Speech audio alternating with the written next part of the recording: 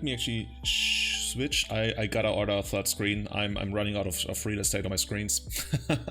Go. So this is me. Oh my god. Hello, hello. And now we're gonna play something spicy. I guess people might have already seen it. Did I actually load it into Cardboard Live yet?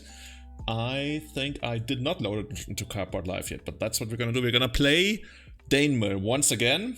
We've been playing this a couple of times on stream now. You sent me a new list you wanna try out. I'm gonna load it into Cardboard Live right now, and you can also see it on screen here. So where are we in this? Oh, that looks right. I'm just sending the tweet right now. No time to explain. Get in the stream with a picture of Diamond Rally, the crab, and contamination. Yeah, right. That's pretty much what's going on here, dude. I was like, seriously, what the fuck when you sent me the Diamond Rally?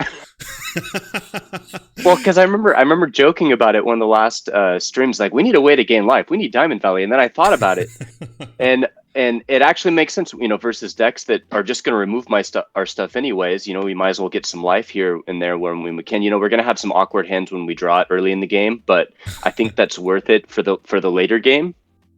Especially with like a Phantasm. If it's going to die anyways, and we can just gain 5 off that, like that's another turn or 2 in a lot of games. Mm-hmm. I wonder where's the tipping point? Like, how much life do we actually need to gain from Diamond Rally for us to consider it to be worth it? Obviously, it depends on the matchup, right? Against Snow, it doesn't really matter if we gain life. Against Delver, I wonder, like, is it like 10 the tipping point? Is it like 8? Where is it? I think I would think it's somewhere close to there. And I also thought that's it. Dying to our own bitter blossoms has been a reoccurring thing, or at least where we're getting really close. So that's at least one way to mitigate that. And I like the fact that if we're playing against decks that are really, if milling is not really the most favorable thing we could do against them, then we could just side into like a beatdown, a beatdown just deck that still has a mill backup plan. Yeah. I mean, we've done that a couple of times, right? Where we literally just got there with like Thieves Guild Enforcers, and that's certainly a plan. I wonder. I don't remember whether we had like 18 or 17 lands in last list. Did you end up cutting a land for the Diamond Rally, or did you just add it like as a spell, basically? We swapped a fetch land for that. Ooh. Yeah, we had one Scalding Tarn, which I'm wondering if that's gonna bite us, but. We like to live dangerously. I mean, we'll be able to figure it out. Worst that happens is we tweak it from here on out. But I like to take risks and stuff. There's it's not like this is a big tournament with a ton riding on the line and a lot of money riding on the line. So yeah, it's fun. So the actual idea is we both bought like 20 copies of these, and right now there are, I think, 400 to 500 euro cards, and we're just looking to spike this. And I hope all of you are gonna come out of this and gonna be like, I need my Diamond Rallies. Apparently, they're actually a real thing. I got mine like a year ago, and then I just checked them yesterday. They're like 700 for a near mint now. I think I got mine for like 300. I don't even remember which set it was in. That's Arabian Nights. Oh, that's Arabian Nights. Yeah. Dude, that's a skeleton, and that's like the helmet almost looks like one of those Prussian old German helmets. That looks really weird. Oh. Okay. Yeah, this is gonna be interesting. This is, I think, the same cycle like Elephant Graveyard. I mean, there's a couple of lands that don't really produce anything, but they have like a tap ability. Deserts, yeah, Oasis. Those expel. Oh, you know your shit. I would need to like think about this. I guess you got a couple. Yeah, I think Oasis is just a colorless tap. The Desert's at 1 damage to target attacking. It might be attacking or blocking creature, but I think you can at least do it on attacking. Yeah, and I think there's also like pyramids or something where you can like regenerate like a camel or something. There must be something. Oh yeah. Well, that's the Elephant Graveyard is on that, but I don't know. I don't remember. Maybe there is a camel one too. I'm pretty. Actually, we can check it out here. We got the technology. We have cards, pyramid or pyramids. I don't remember. Pyramids destroy target aura attached to a land. What? Take that, Enchantress. The next time target land would be destroyed this turn, remove all damage marked, and said what? Oh, chat is saying only one rally. That's clickbait, sir. Very much. That's how we do it here. Dude, we are playing like a blue-black mill deck, and we're trying to make this like at least a thing that people like will say, oh, I've seen this before, you know. So, and we really haven't trimmed a whole lot. I mean, to make room for, you know, a couple of these things, yeah, we had to ditch one fetch land, but even looking at like the surgicals, we trimmed 2 dazes, which I've always kind of not really been a huge fan of. Just a couple dazes, either I feel like you got to go 4 or none. The Remora was awesome. I remember that casually, like normally that was getting us like 3 cards, if not more. I know one game we got like 5 or 6 off it. Yeah, and it also stopped the Dreadhorde Arcanist from attacking for quite a while, right? Yeah, like that Remora probably was the reason we beat Sneak and Show game 1. That's a good point, yeah. And then earlier on, I know we had a Delver win, I think off the back of Remora. Good card. Yeah, that's really nice versus it. And but Contamination, that's the new one. And the Reanimates I thought were, I don't know. I used to play a lot of Reanimator decks, so I thought they're, you know, if we can steal a Dreadhorde and they have to waste a bolt on it, and then now we can surgical bolts and they haven't gotten anything out of it, maybe that's too far. You know, maybe I'm just crazy. But I mean, Dreadhorde Arcanist is everywhere right now, right? I've seen my friends post something about they were playing Infect versus Doomsday, and somehow both had Dreadhorde Arcanist in play just because it was so good. So since we don't have red mana, we might as well just, you know, try to steal theirs. And in worst case scenario, we can get a crab back or phantasm back that we need. You know, if we draw it, it's basically just like another crab. We are only going to lose 1 life. At this point, I'm almost wondering why are we not playing this in the main deck? Imagine like in the very first game against Sneak Show or something, you just go like Archive Trap and get Grizzlebrand. I wonder if those might be better than just the surgicals. I mean, if we just swap those straight out for main deck. We could do that if you want, but like it's totally up to you. It's pretty. I'm like half and half. Yeah. I mean, we could go 1 surgical, 1 reanimate.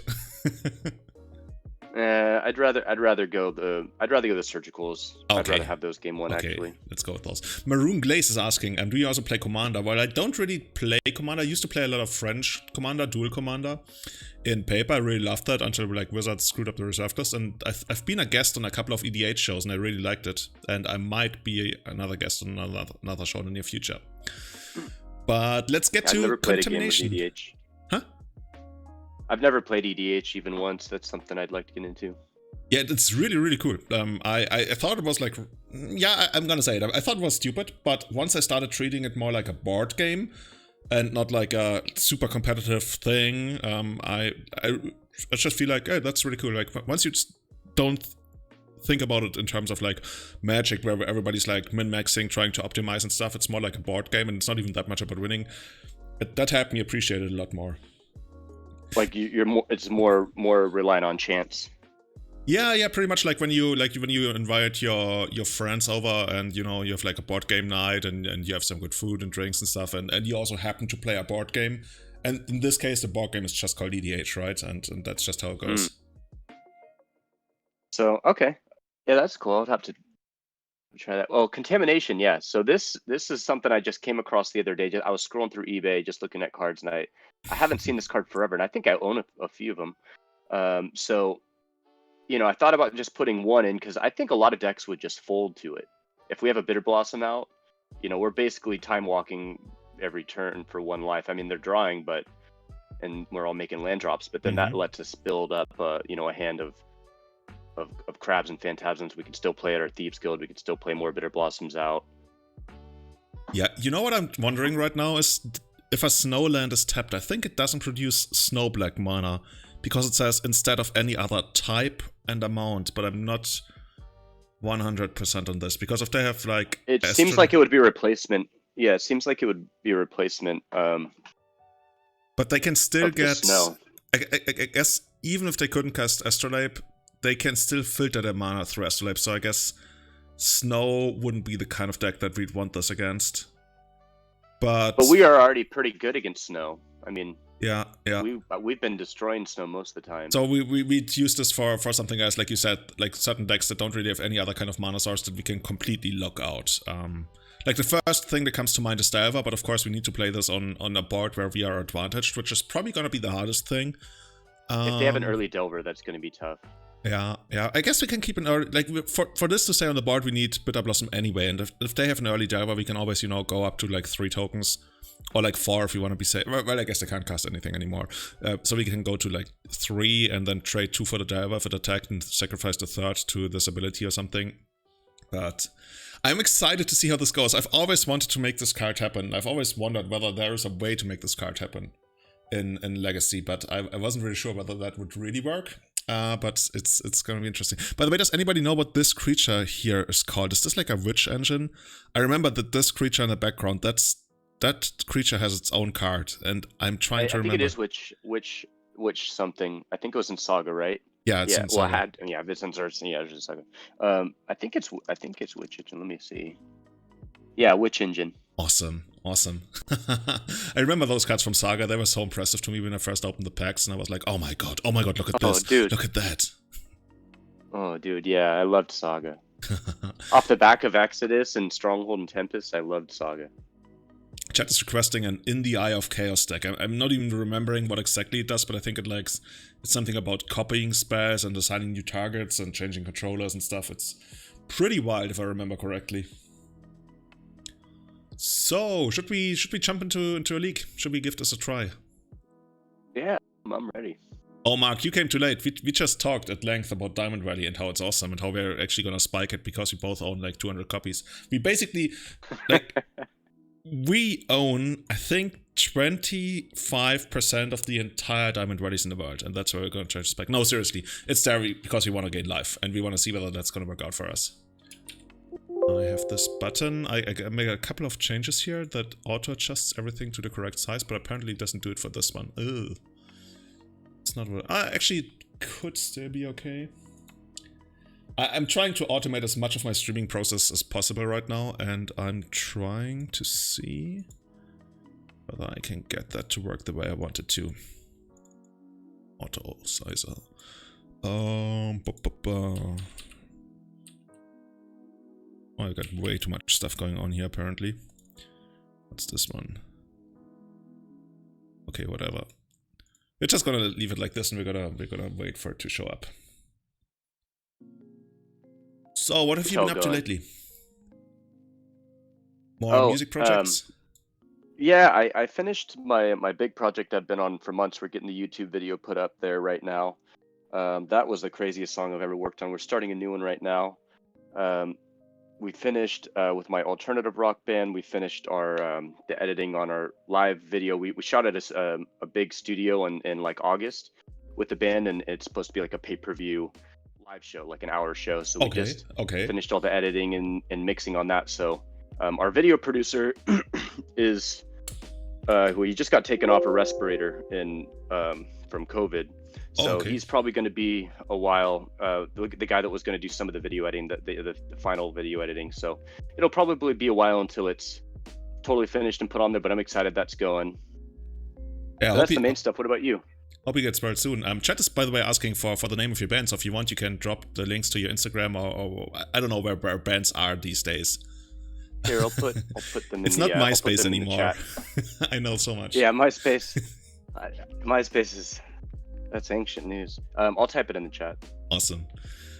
Yeah, me, I've been working on a bunch of stuff like for Magic for Kenya as well, because like now that's well, I can't really say international tourism is picking back up, but at least national tourism in Kenya is picking back up, and like we still have like so much work ahead of us that we gotta do and prepare stuff for when at some point in the future, you know, things are really gonna get somewhat back to normal, and we gotta be ready for that. So that has been eating up a lot of my time, and I've actually had some kind of, but when I say sleepless nights, I literally mean sleepless nights, not because I was in bed worrying, just because I guess I was so stressed out. So I had a couple of nights where I didn't sleep at all, and then I had to like sleep a couple hours through the day. And I think it's getting back to normal again, at least the last night. So have you ever had anxiety attacks? No, I'm not even like I know that people say they have those, but I guess I never had one because I'm not sure what actually would make an anxiety attack. Like, is it like, because from the sound of it, I would think it's like when you run around in your house and you're like, oh my god, but that's probably not it. It's intense. I'll just say that. What do you think about? Well, man, this hand. I think we got to send this back. Yeah, that's just not good enough. Yeah, that's just not gonna do it. And this is basically what we need, right? Yeah, I think this is cool. This is cool. So, do we send back the brainstorm or the brain freeze, or maybe even the visions? But I kind of want to keep the visions. Yeah, I kind of would like to keep. I would probably just send away the brain freeze since we have 2 brainstorm. Oh, okay. Let's try that. So let's see. What are we gonna be up against? Well, I was gonna say hopefully not Reanimator, but you know, I mean, we could try. Decent. Yeah. On Monday with this list, well, it was a little bit different. I didn't have the contaminations, but yeah, I played against Black Red Reanimator and reanimated their Chancellor, reanimated their Grizzlebrand. That was rad. Turn 1 or game 1 surgicals in my opening hand. that was nice. And they knew that you were gonna do this, or were they like, dude, what the fuck did you just do to me? Yeah, I told him before we even played. I said, by the way, I have main deck surgicals. Ooh, look at them. He's like, look at them. Oh. Force of will, pitch, afraid. force of negation. They're serious. I mean, we gotta let it happen. I wonder what they're playing. Maybe they're playing Doomsday and they can't beat the crap or something. But then they probably wouldn't have force of negation. I wonder if they think we're Hogak. They might, actually. Ooh, should we just run it out? I don't hate Bitter Blossom here. I'd say so. Yeah. Especially since they just already used 2 forces. Tropical Island Pass, huh? Okay, let's fetch the swamp. By the way, from the decklist you sent me, I changed it up. I added snow-covered lands, just because there's no real downside to it. Yeah. And there might be some openings. I dig the Ice Age ones. Yeah, I like them too. Especially the swamp. Dude, I love this one so much. Oh, yeah. Okay. Mr. Peasy.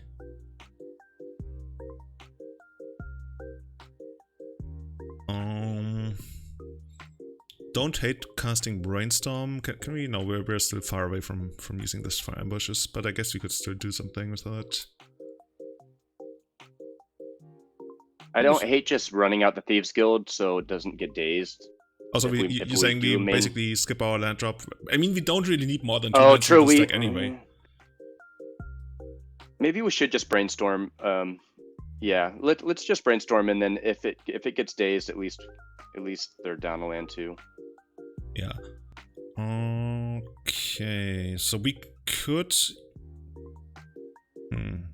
Like in my head, I'm still always thinking about, oh, we're gonna win by beatdown. We're gonna win by beatdown, and then like when they're in trouble and they have to deal with a beatdown, then on top of that, in the late game, the middle aspect is gonna come in. Because if we do it the other way around, then the aggressive aspect is not gonna be as great for us.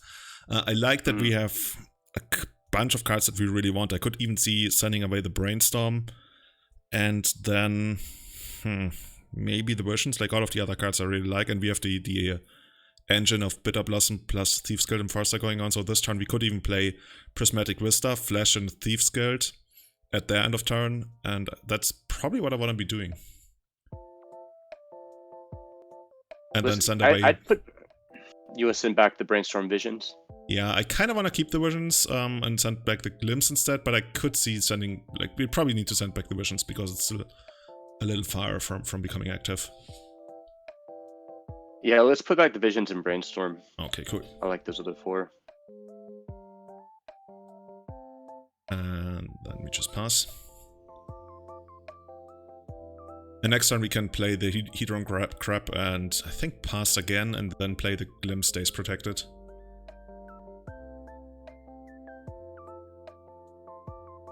Probably like auto yield to this because that's gonna come up a ton.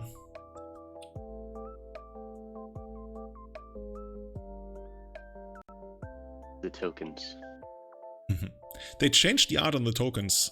Like, the first time I saw the new art for these, I thought this is like a Voice of Resurgence token, because that's what they used for those. Oh, they look like this. They used to be the fiery guys, right? Yeah, I don't even remember what exactly they looked like. By the way, they went top-bottom on the Preordain. But they certainly didn't look like this. I guess it could be an elemental. And the ponder did shuffle, okay. So this is certainly not gonna attack, right? Yeah. Okay, now we're gonna run out the Thieves Guild. They might end of turn bolt it, but then at least our crab gets to live. Okay, and then on the upkeep we're gonna... Actually, let's... This happen. You want before? Would you want to play the crab before we fetch? Oh, true. Oh. No. Yeah, you're right. Actually, I should keep the... should not fetch, so that means we're gonna draw the brainstorm, which is... That's good. That's not bad. It's not bad. Was it? Yeah, the brainstorm, okay. So, let's get the crab. Mr. Chevelle. Huh? Oh wait, that was the mystic fish that you said it was Mr. Chevelle. Mr. Chavels, yeah. Mr. Chavels. It's not even called Mr. Chavels in German, but everybody told me it's called Mr. Chavels in German. I guess we just send in the Fairy Rogue. And then we're gonna see what happens.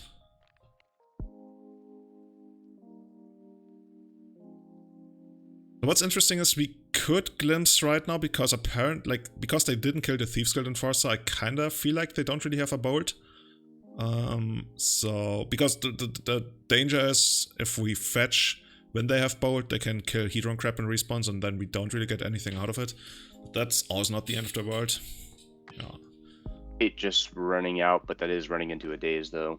Yeah, I'm not even sure if they play days, but I think we might as well just, like, we're under no really big pressure. Do you think I will bring back Espervile on stream? Yes. Dude, I love Espervile. It's gonna be tough because I'm gonna run out of time sometimes, which is like super rare, like I never do that. But when I stream, it always takes a little bit more time, and Espervile takes also a little bit more time. But yeah, I love that deck. So we're clearly winning out in the Brainstorm game, by the way.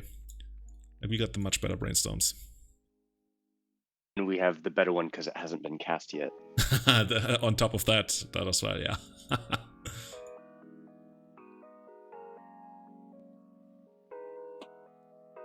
Yeah, the foil ones of those Mercadian Mask ones are amazing. Oh, dude. I used to have a playset of those, and then I sold them for 200 euros, like, altogether for the entire playset.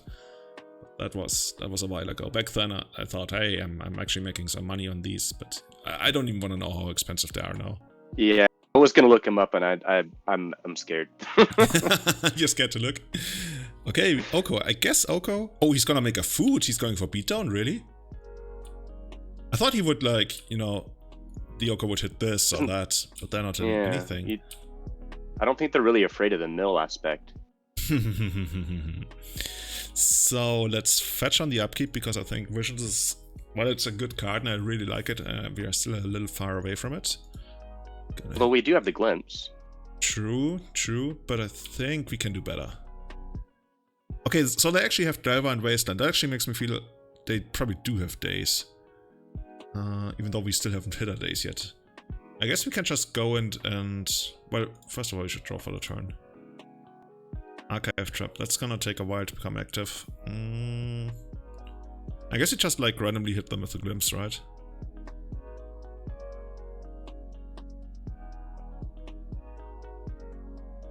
There's nothing really I could see that we might want to really brainstorm into. Like, later on we can brainstorm and then put away the Archive Trap, but I don't hate keeping it for now because there's always a chance, you know, that they fetch.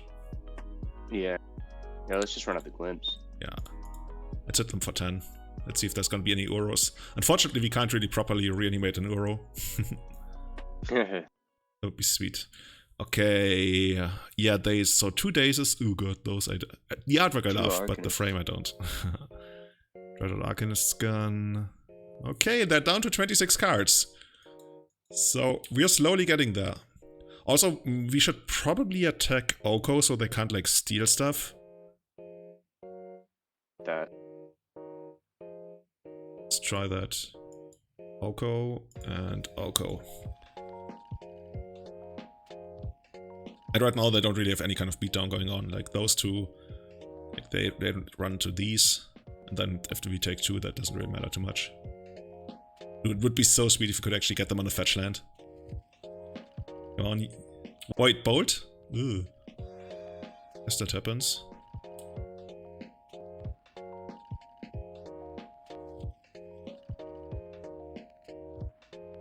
Delva, fine. You know, there's a real chance they're gonna use the fetch land eventually, especially if they wanna use Delva to, like, scry. Hey, Heffy. Cheers. Okay, they were gonna make a 3-3, that's fine.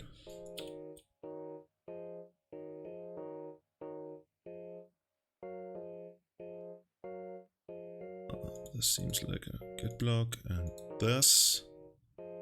And then we are gonna take 4. And we're really pretty close, like we're gonna mill them for 2 again. On our turn.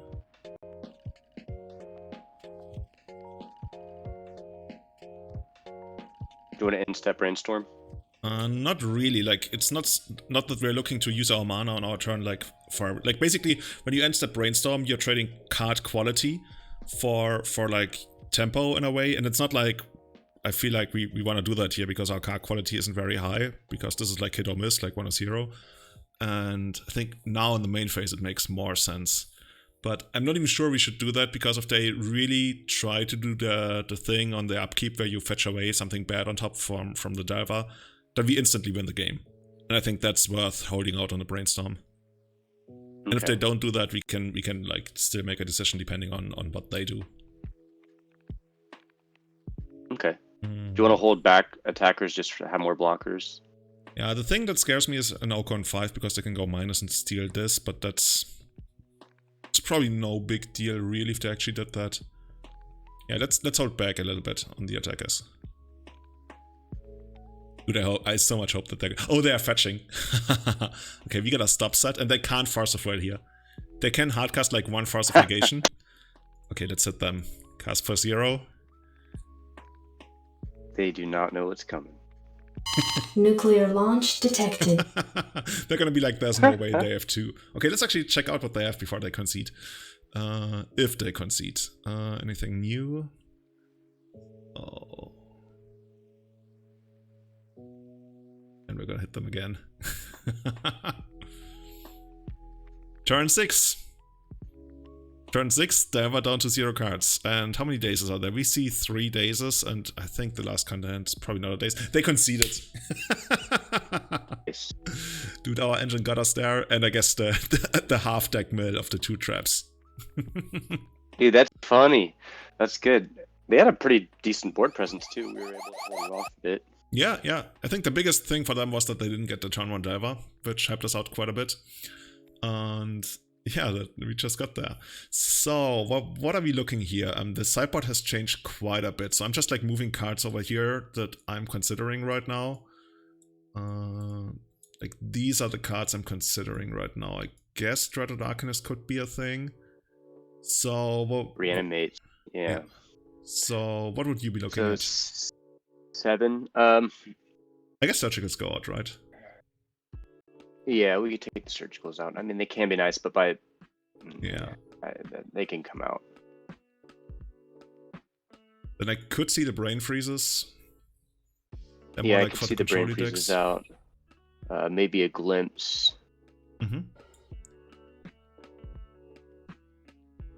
So the ones that I would see to come in for sure are like these, and this is, and then we do have the contaminations. I don't know whether we should or should not. That's up to you. It's kind of hard to make work when you're under pressure. Yeah, I think they're a little too fast for those. Yeah, let's try it like this. Like this, I could see. That sounds good. It also changes the amount. Dude, this is so good against 12 post. Oh my god. Okay, let's ship this. 61 card special once again.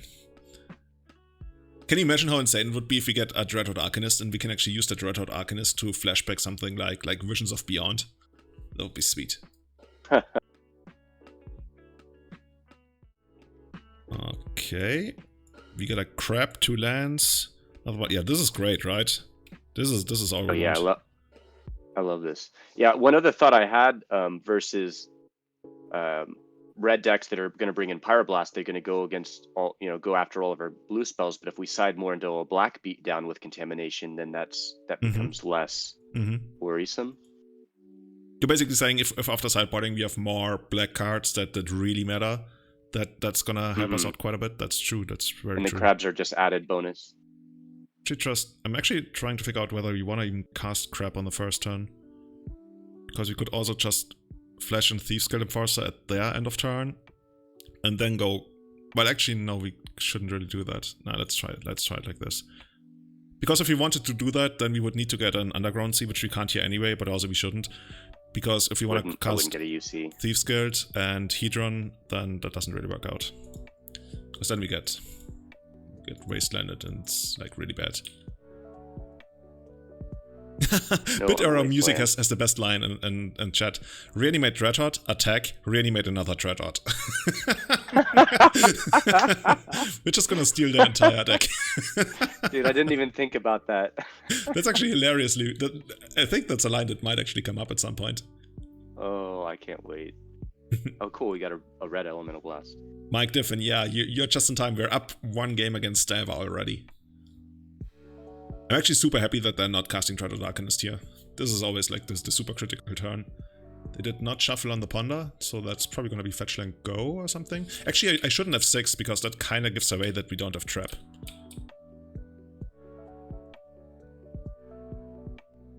Awesome. Now we're going to run out the Bitter Blossom, and on our upkeep when the Bitter Blossom triggers, we can actually get Swamp here. We can actually flash in the Thieves Guild Enforcer. One's like, I can't do There's a lot of little nuances. Oh, they do have the days. Okay. I like the fact there's a lot of little... Yeah, I guess that's how we gotta play it, right? There's always like so many small things where we try to squeeze out a little bit more of the mill. Like when you have the ketchup bottle and you go like, come on, give me a little bit more.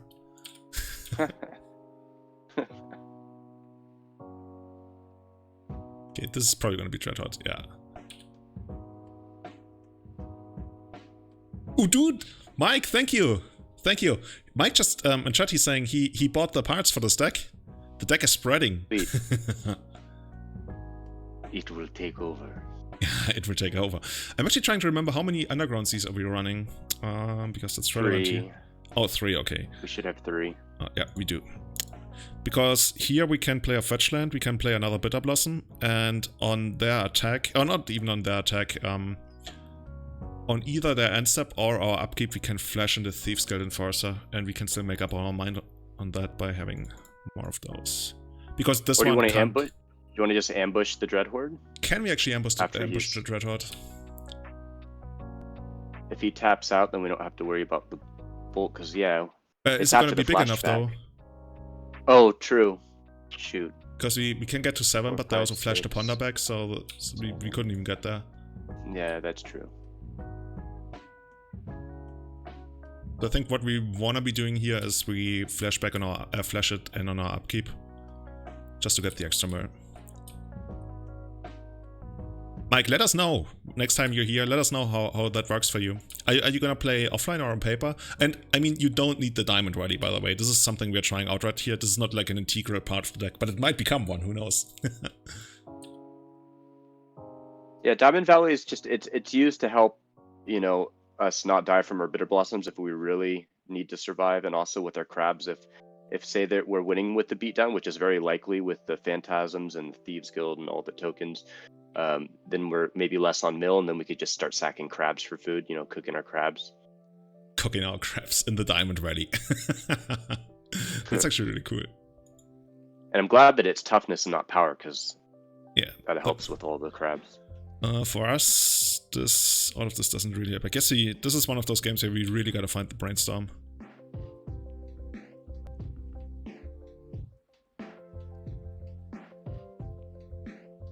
Wouldn't hate just cycling the visions too. Yeah? Depends how much more pressure they put. True. I mean, their pressure is just that they draw basically 2 cards a turn. I guess we could have... Yeah, there's actually a couple... Now that we have the reanimates as well, there's a couple more things we could have actually found. Like, previously I didn't really feel like that's good, but if we found a reanimate here, we can get like a young Pyromancer, which would be... Or even our Thieves Guild back. Actually, that's also really good. Getting the Thieves Guild back. Okay, yeah, they know what their job is. Their job is to go after us.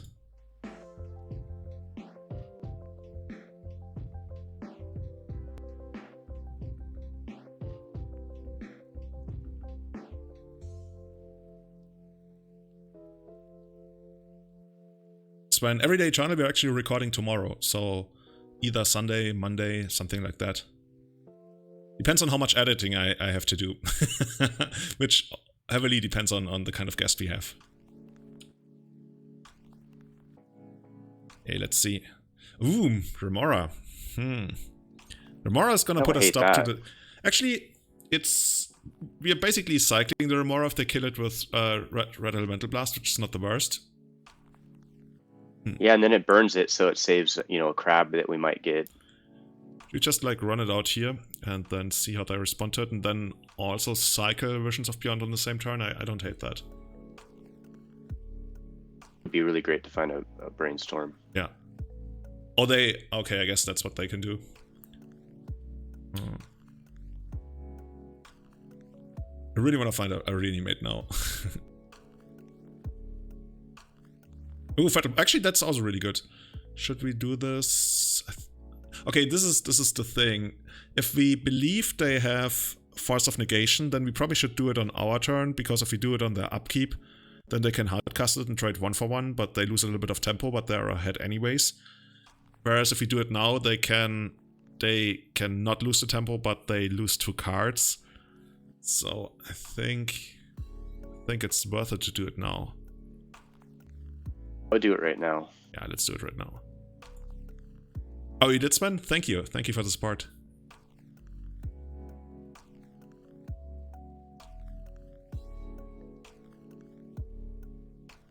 Okay, we got it. Oh, and now also cool. Now we get to... We get to reanimate. Yeah, and also the thing is, like, right now we are in the driver's seat. I mean, we are behind on life total, but I haven't done the math. But them on 17, us on 11 with a Bitter Blossom 2 tokens, I think we're ahead in the race. We're probably like very much ahead in the race. But if they get a couple of like bolts, if they draw like 2 or 3 bolts in a creature, that could be an issue. But right now, I don't hate where we are. But yeah, like you mentioned, Brainstorm would be the thing that we need. They did not shuffle on the Ponder though. Is it going to be an Oko or is it going to be another creature? That's Delver. Okay, Delver we can beat.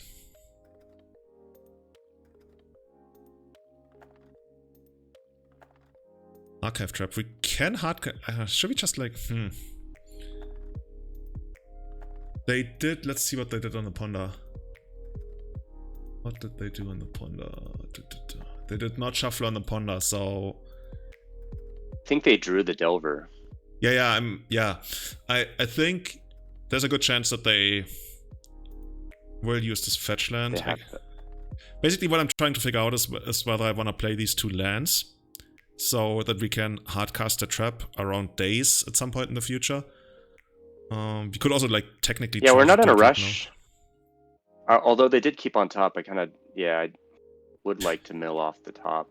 Yeah, but that doesn't really mean too much, because they would have probably kept Delver plus Fed. Like, I don't think that we need to stop the Delver from flipping, because the Delver is not really a problem, because you can always, like, trade somehow. My biggest concern is that I want to maximize a potential Brainstorm that we end up drawing at some point. And yeah, in that case, like, playing the lands... I hate just holding it then. Let's hold it, yeah. I also like that.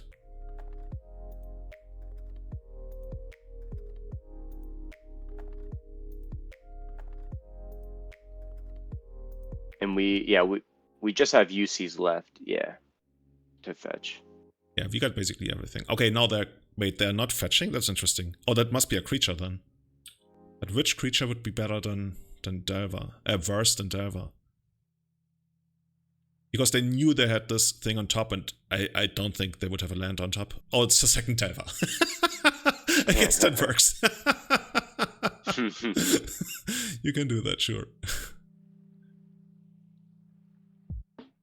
Chain Lightning on us. Okay, we gotta start getting something going here.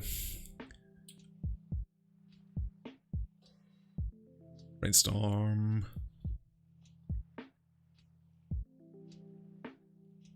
Okay, here we go. That's the Brainstorm. Now we gotta find a bunch of good stuff. Where's Diamond Valley, by the way? In a way, Diamond Valley actually negates the life loss. Okay, they're gonna... Oh, okay, I see. So they wanna cut us off from being able to shuffle. That's fair.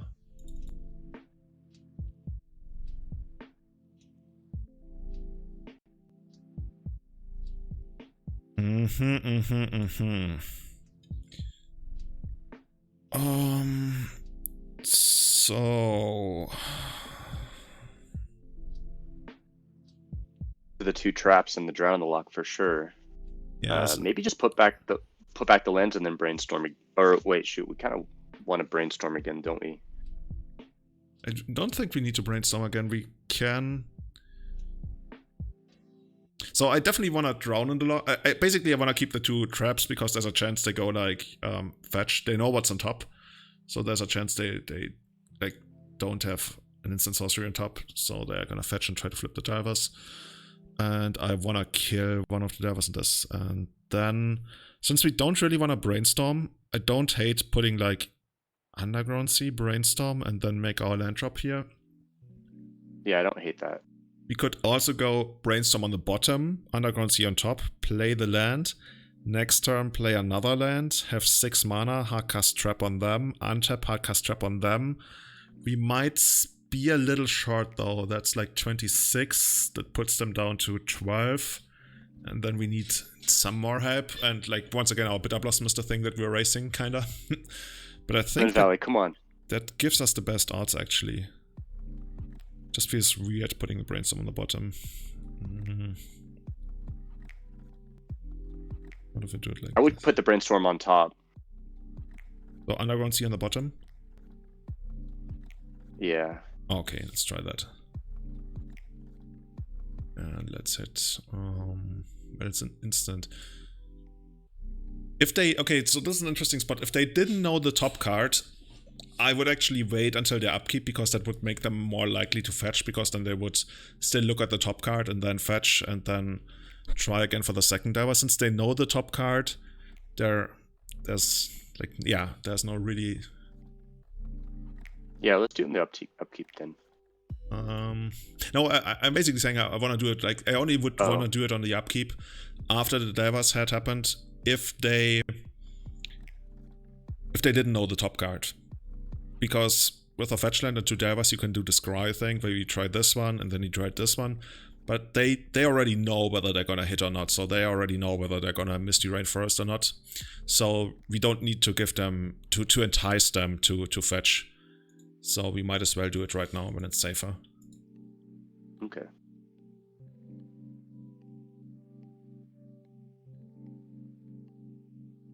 And here's like an interesting question. Here's, do we attack with 2 or do we attack with 3? Because if we attack with 3, we're saying we're dealing 3 damage a turn, but we're also suffering 1, so we can deal like 12, which is not enough. So we probably want to do it like just with 2 and keep those 2 back and trade them for a Delver if we have to.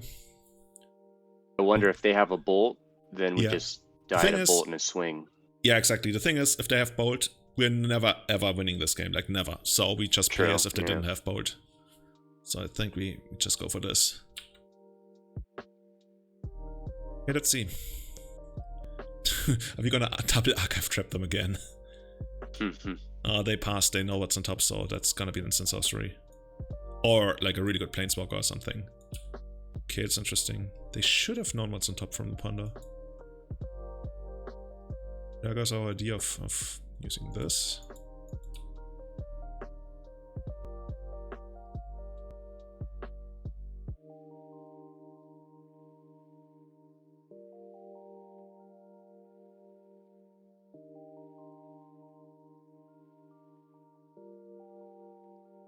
Dude, if we're really close, it's actually hilarious. If we find Diamond Valley, that could actually make the difference.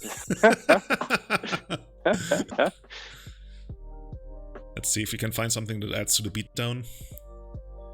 Hedron Crab. Well, Hedron Crab, dude, there's a world, right? Hedron Crab plus Prismatic Vista. That's a thing. The thing is, no.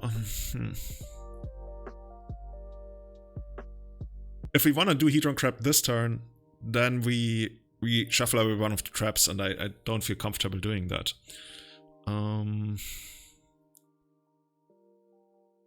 What if we put Prismatic Vista on top? But then I wonder if we just die to our own Bitter Blossom. Yeah, that's the one. That's the thing we're racing this turn. That's the thing we're racing. It's also interesting to note that we can't hit a land on the Prismatic Vista anymore because we already got all of our basics. So this basically represents a mill for 6, which is exactly what we needed, right? Assuming they at some turn crack their fetch land. So we probably need to maximize our mana, because I feel like this might be a game where we need to hardcast the archive traps, and in that case... Well, the Vista can't get anything anymore. Yeah, but we have 5, and we just have to... Oh, true, we do have 5 there, yeah. So we could put... it's so weird. Because right now they actually have a thing where they might actually want to fetch. We might just run out the crap and then make our land drop next turn. I don't hate that. Basically Prismatic Vista on the bottom and then Underground Sea. And like I said, if they have Bolt for the crap, because I was scared about Bolt, but if they have Bolt for the crap, we're not winning anyways. And if they have Pyroblast, I'd rather see them Pyroblast the Hedron crap than the Archive trap. So I think that's actually the best way to do it. Like Vista on the bottom, Underground Sea on top, and then just try to get there with these. And I mean, there's also a world where we win by beatdown. It depends on them really not having anything else, but it is a thing. Like next turn we get to attack for 2, 4, 5. Okay, they flip. Oh fucking god! What'd they get? Blazing Volley. Oh no! That actually kills us, unless they fetch on the upkeep, which of course they don't. Yeah, that's literally the card that wins the game here. Like now, even if they fetch, we die to our own Bitter Blossom. Oh, dude, the Blazing Volley. Okay, we got a third game, though. But we have 5 minutes left. Ooh, this mill deck, man. It does take some time. Yeah. But we got close. We had a game plan. We were ready to execute. Anything else? I think this looks fine. I feel quite comfortable with our current build. Yeah, I feel pretty good with how it is. Let's send it in.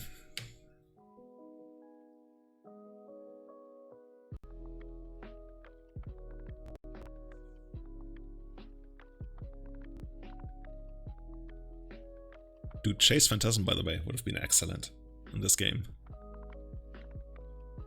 Super nice. Like I could see, you know, if we like say we had a 4th game, I could see trying out the 2 contaminations in place of the 2 glimpses. I think I could only really see that on the play, but it's rough. I think in this game it wouldn't really help us. Maybe, you know. How do you like this? I don't hate it. I don't hate it, just because it's got the trap. Yeah, it's got the trap, it's got a blue source, and we got basically 3 cantrips to find something. Yeah, so trap plus reanimate's pretty nice too. Let's try that. Oh, that's a good point about trap plus reanimate. So there's actually a world where we might even want to try to get them, right? But that would require us to fetch a swamp, and I'm not sure we should actually fetch a swamp. True. Mike in chat is asking how he can get into contact with you. I would just say on Instagram. I'll put my handle out here.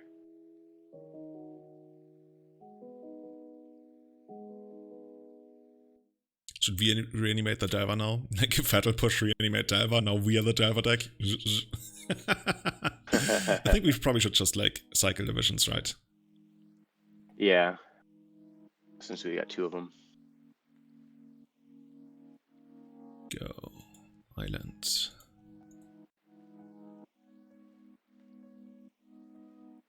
You know, I wonder actually whether against Delver we can actually justify siding out like a vision or 2, because it takes a while for them to get active. Don't hate that now that I think about it. With them flashing back and stuff. Yeah. Let's try to find a land. They might daze this? Okay, they don't. That's good. I like the land, so we're definitely gonna keep this to have the land, and then But we're not gonna cast a Thieves Guild Enforcer. We might even just randomly cast a Visions of the Brainstorm at some point. Get a bunch of those. Can we Archive Trap ourselves? Target opponent miss 13. Okay. This was a snow-covered swamp, that would be really sweet. But at least we get to make our land drop.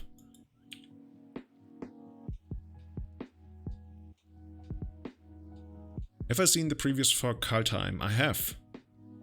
There's a couple of elves, but the only one that really like caught my interest was the one that makes the opponent discard, basically the reverse visionary. So Pyromancer, I think we should actually respawn. By the way, they didn't have a fetch land yet. That's annoying. We should probably respawn by Visions. They wouldn't really daze Visions, but for some reason they wanted to. I don't want to give them the token.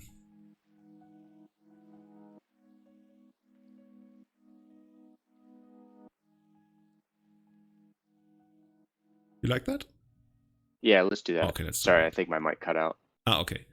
Chat is asking why Archive we got 2:30 left. Oh, dude, I gotta hurry. We gotta. Chat is asking why it mills for 13. I guess that for a while Magic had like a theme all around 13, even though it wasn't in Zendikar, it was more like an Innistrad, but everything was around 13. Okay, this one we already knew about. And now we gotta find black mana. Oh, and we found Diamond Valley. Okay. I actually don't hate killing young Pyramids and trying to get it. Yeah, let's try that. Okay, we have already too many of those anyway. Let's try to kill this.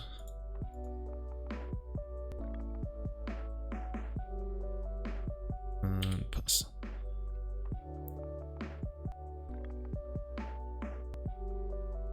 Do you want to try reanimating the young Pyromancer? Yes, very much. And Delva still hasn't flipped. Wasteland. Oh, well. They want to trade a Wasteland for a Diamond Valley, so be it. I mean, we could just play out a UC and bait the Waste. Yeah, I'm not even sure like whether they would like go for that. Okay, there's a Ponder.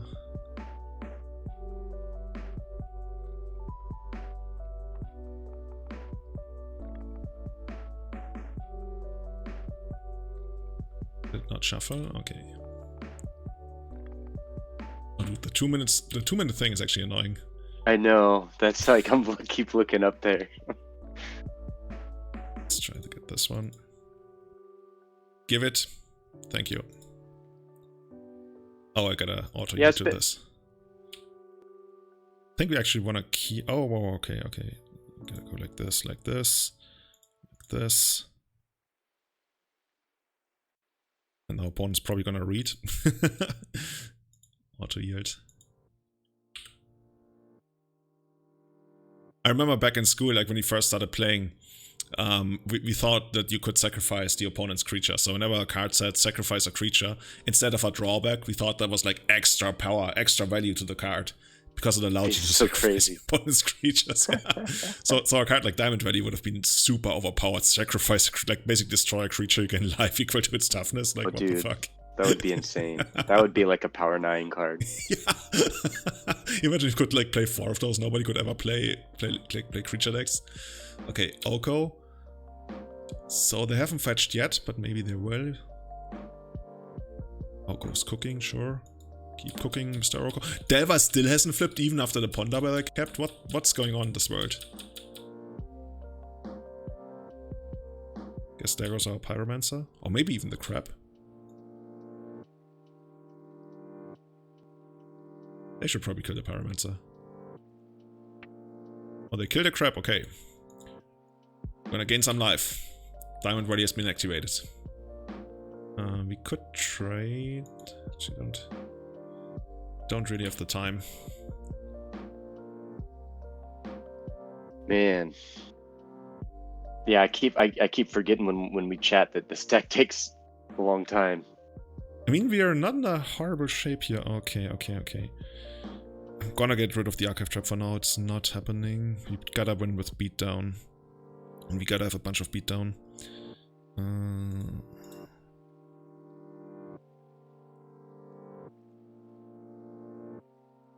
Okay. I guess we might as well keep it here. So it'll go. Yeah, the time issue is gonna be a thing. Why did we actually lose that much time? I guess we could have conceded earlier in the second game. Does it go to turns after the clock is, or do we just lose? No, we lose in 1 minute and 4 seconds from here. But we got some pretty decent beatdown going on, but if those were turned on, we'd have a better shot. They also just revealed Lightning Bolt. But we're actually, like, we're putting up, like, a real threat against them, even though we're using their cards. I already like the reanimates against them. I like everything that's 1 mana that's decent against Stava. Oh, yeah. Oh, wait, I was gonna immediately sack something.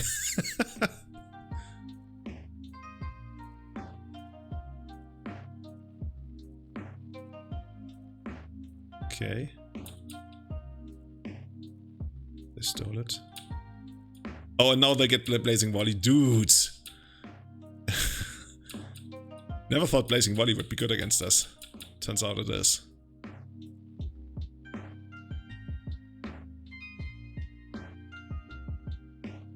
Yeah, you don't until the end step. Sometimes when you're low on time, you know, your best odds are the opponent plays carelessly and they get low on time and then you overtake them and they time out. But they are 10 minutes ahead of us, so I think that's not happening. Yeah. No blockers here.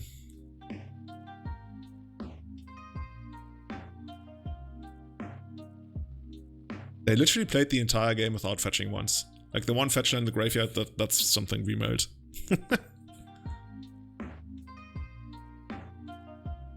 7-8, so we would have Death Touch, yeah, for the block. Okay, Yeah, we could have killed the Arcanist from the could we really? The trigger. He's got Death Touch. Yeah. After he flashbacked. I thought we couldn't. We had it at the end of turn. I thought they did something, but I think you might be right. Yeah. Okay. Anyway, are we gonna win this still? Let's just try this.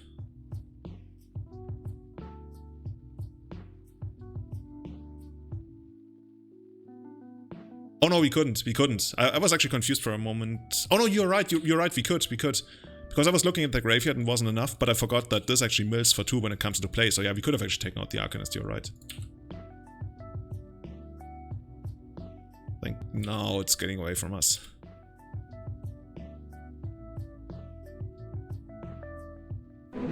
Yeah. Too bad. Would have loved to play this out with a little bit more time.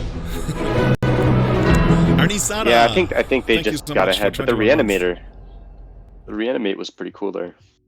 Yeah, the reanimate worked out really well in this matchup. Like I said, like a 1 mana thing that's decent against Seva. Wow. Arnisada, thank you. It's kind of crazy how many people I'm actually getting on my stream that have been subbed for almost 2 years by now, and some even like 2 years and over. I still remember when I got that sub button, but it felt like it was just like half a year ago or something. Even though they say COVID makes time go wide, and you feel like everything is like 5 years ago. It's weird. Yeah, it's so weird. It's like we're in a black hole or something. I wonder. I'm gonna use a restroom before we. Sure.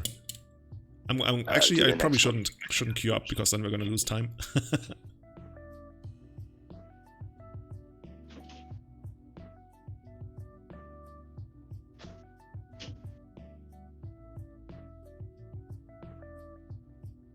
So, actually, let me check the camera. Oh, this is actually hilarious. When I'm sitting here, it's like really dark. But when I go here, there must be something my camera setting.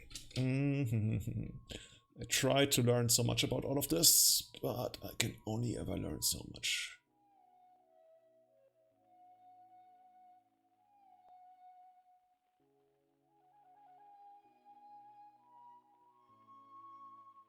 Maybe like this? Looks better.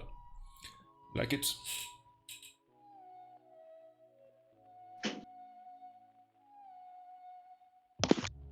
And I'm back. Awesome. Let's jump into a league. Just doing some experiments with my lighting. What if we go like this? You got some good ambiance there. Yeah, thank you.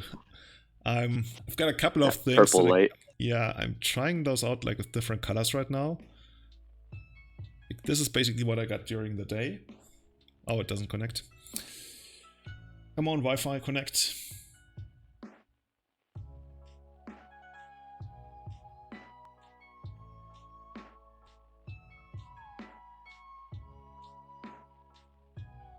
Which one's the last GP you went to? Did you go to Vegas in 2017?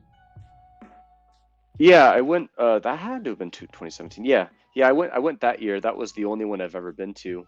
I didn't play, in any of the actual matches, but I just did some pickup games and brought a lot of stuff to sell. That's where I got my first Underground Sea, but I traded like way too much for it. It was I was kicking myself after that.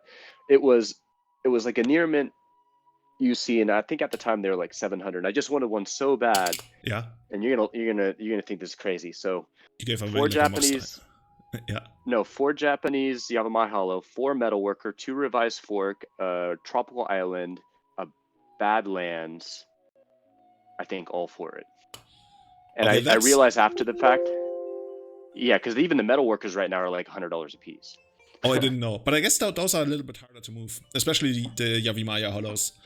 I think they shoot up in value like quite a bit, but I would think it's not that bad. I don't know how UC like is valued versus Tropical Island though, because Tropical Island should also be really high. They're about the same price now. I saw okay. a Trop sell for 400 recently, and there's a ton of UC selling for about that range. Okay. Yeah, they've gone up. But if they're near mint and you don't really play with them, so they stay near mint, I mean, but I guess you play with them. Yeah, I play with them. Okay. So I'm cool keeping this one. Yeah, me too. Opponent apparently knows what we're up to. They are saying, "Hey, no, Julian, don't crap me."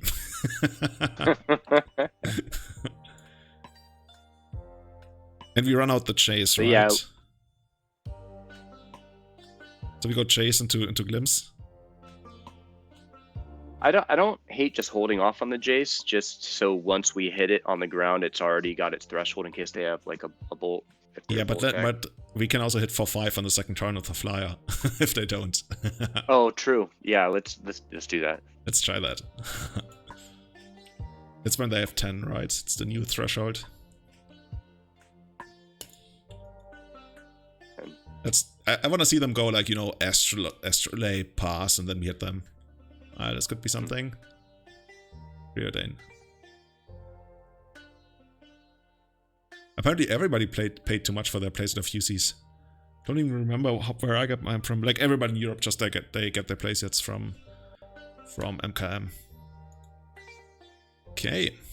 I just have 1 left right now. I had like 5 in March and I dumped way too many of them.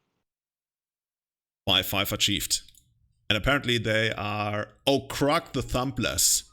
They're this kind of combo deck. Or not even combo deck, it's more like a value deck that also like runs Krug and stuff. Which they can basically use to copy all their free spells. Oh, and you found another 5/5 dude.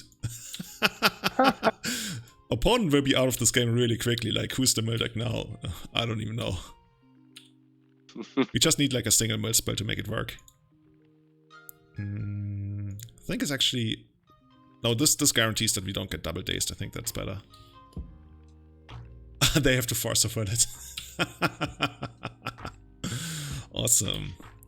Force of will, pitch brainstorm. And here we keep ponder. So if we find like a single good card on the ponder, we can keep and then still shuffle. Okay, now they have to do this. This is unfortunate. Because now we're gonna lose our 5/5. But we had some fun with it. Cool. Can't wait for the day that Dreaded Arcanist is no longer in this format. Too. Okay, so how close are we to Visions? Not really, right? I think we should just shuffle. Like if we keep Visions and we shuffle and we cast Visions, that's the same effect as if we had just shuffled on the Ponder right away. There's like no reason to keep any of these. I'm fine shuffling. Yeah, let's shuffle. Okay, Brainstorm makes sense to run it out here.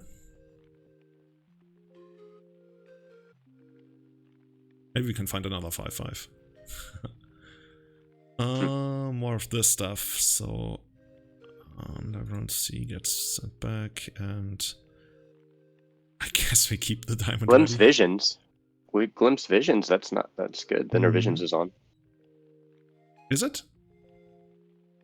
After we glimpse again, the vision should be turned on.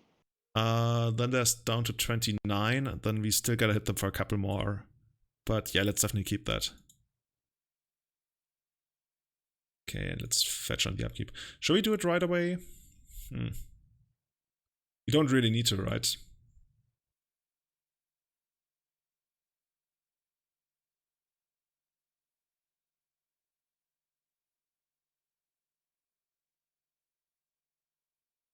Oh, Visions is Graveyard? Oh my god, I'm so stupid, you're right. Chat is saying... We're thinking library. I don't know, the entire time I was thinking library. Like, how many times have I played this deck with you? Like 5 times? And I was still thinking library. Yeah, you're right. So we can actually do that next turn. Ponder. And they didn't shuffle on the Ponder. Okay, cool. Oh, Jax is saying that's Shaldog Isle that checks for the library total. That's true. Okay, let's fetch on the upkeep.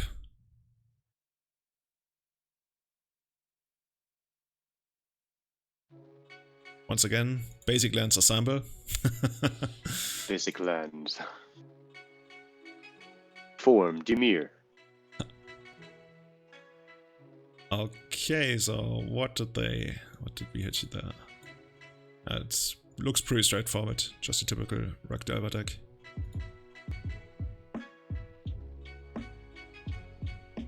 Ancestor Recall, easy game. Okay, now we got 2 Archive Traps, but I doubt they're actually gonna become active anytime soon, but you know, never know. We got more? Next turn if we find land. Yeah. I think we still... Do we still have a land drop? I think we still have a land drop for this turn even. So we can go... This. Shuffle your library, no. Run this one out. And then we gotta draw 3 next turn again. We eventually gotta hit something that actually mills them, because they also got some pretty decent card advantage. I guess they're gonna preordain on that turn. Oh, okay. They're going full bolt mode. They might just attack us for basically 7 each turn, because this can flashback bolts, and this is like a 3/3. So yeah, we are actually in trouble. Unless they fetch. Like, if they fetch, we basically win on the spot, but they're probably not gonna fetch.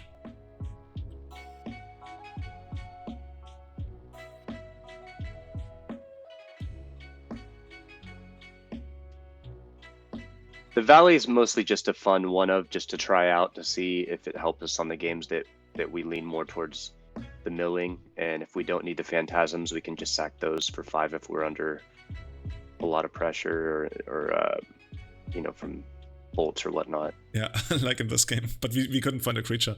Dude, this started out so well with the Chase Phantasms. But they, like, basically they had to trade a Bolt and a Dreaded Arcanist attack and a Force plus Pitch for it, but still wasn't enough. But we get more chances, so let's try these again. Dude, the Reanimates worked out really well. What did we take out last time? We took out Brain Freezes. We took out the 2 Surgicals. And now that I've actually properly read Visions of Beyond, I actually want to keep them again, because it's like 20 in the graveyard is much easier to achieve than getting a library down to 20. So I think we took out like a Glimpse, and I think... Actually, we don't even need to take out anything else. Oh, we do, because we also want to bring in Chase. I think it was. Basically this.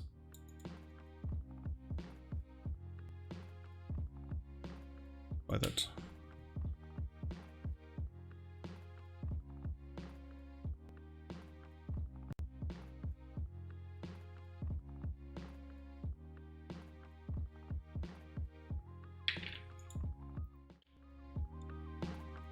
Oh, looks good, right? We got a bunch of one-offs. This is... I like this. Yeah, we gotta find a way to make our black mana work. But we got the Brainstorm, we got like 2 draw steps or something. Well, we're finding brain freeze less useful when we are under a lot of pressure. It really shines in those controllers on mid-range matchups where you get to the time to like usually build like a pretty big stack and hit them for 12 or something. But not so much against Dava. That's why it's coming out against Dava. It's also better when you have like a bunch of free spells like the dazes, but we're running a build without dazes, so we can't like increase the Stormcon for free, even though we do have surgicals in the main now. So, but yeah, surgical also not very good against Dava.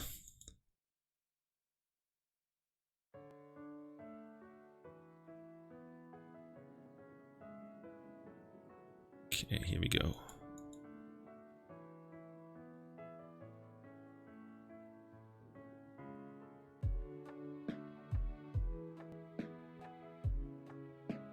So if they don't kill the crabs here and we draw a fetch land, is that like a mill for 12 right away again? Yeah, that's a straight threshold for the Phantasm. Okay, we didn't get that. So we could be really greedy and just like run out another Ruin Crab and then try to do something on the next turn, or we could brainstorm here and try to find a land. And I'm not sure. I'd rather go to land. Rather grab a land, like go brainstorm? Yeah. Let's try that. Oh well. oh well. So what do we not want in the long run? Probably could even see. Nah, we probably want to keep the Pondas. I would probably send away like a Thief's Guild and a Drown, just because of mana issues. Yeah. Okay with that.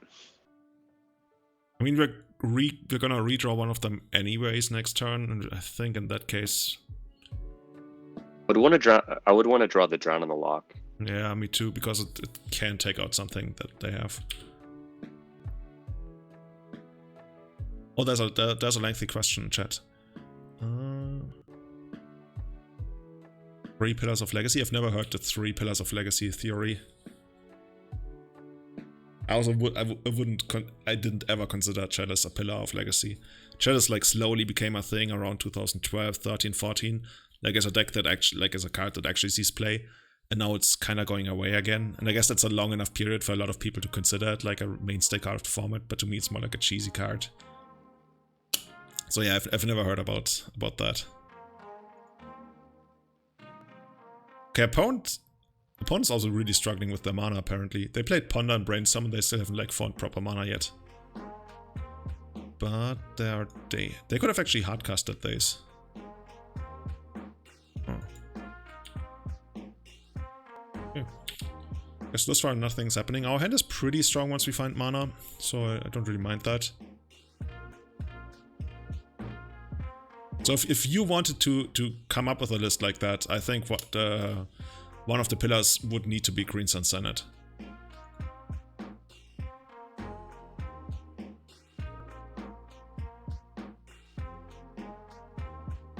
Oh no, the hardcast days. Oh man. I mean, it's okay. They're like not doing anything else either.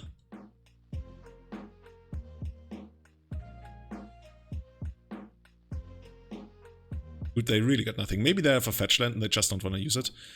I guess we try to maximize crap now, right? They already used 2 dazes. Just play the daze. Yeah. Play the Ruin Crab.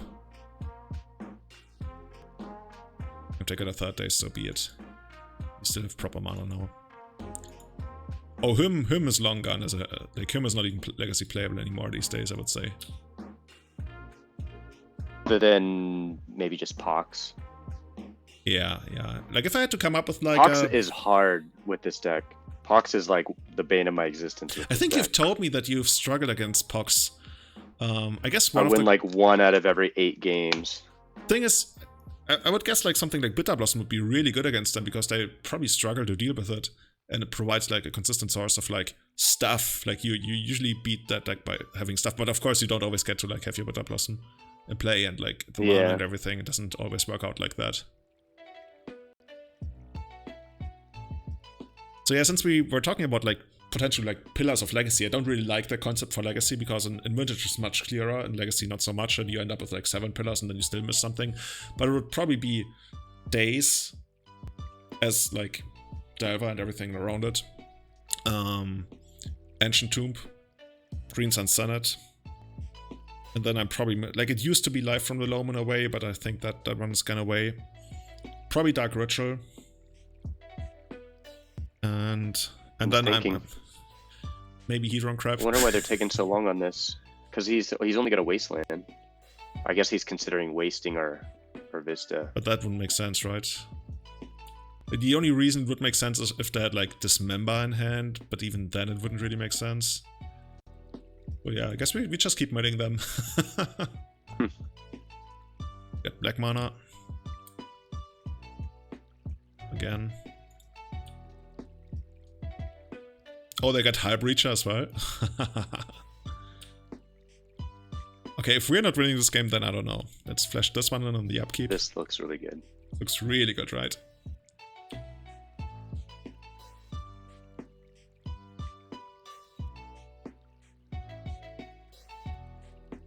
Okay, another Brainstorm.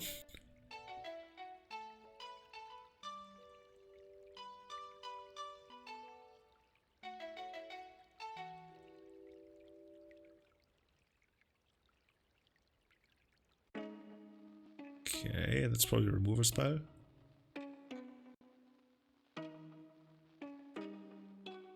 And they're probably like, I don't even know what I need to remove. Or Blast on a Crab, yeah, that's not something we... Oh god, we got a fetch land as well, sweet. Dude, so much stuff going on here. So we're gonna mill them for 3 again. It would be sweet if the crab would also grow, like become like a 7/7 if they hit like 30 cards in the graveyard and the crab breaks out of its shell and it's like, whoa, I'm a Leviathan now. I don't know if crabs do that in real life. And yeah, we're just gonna hit them. We got everything. We're in great position. We got insane beatdown going on as well. Even after drawing the lock, dude, we can just like run out Chase Phantasm, and then if they play something on their turn, we can just like drown it, and if they don't, we run out the Thief's Guild. Like that.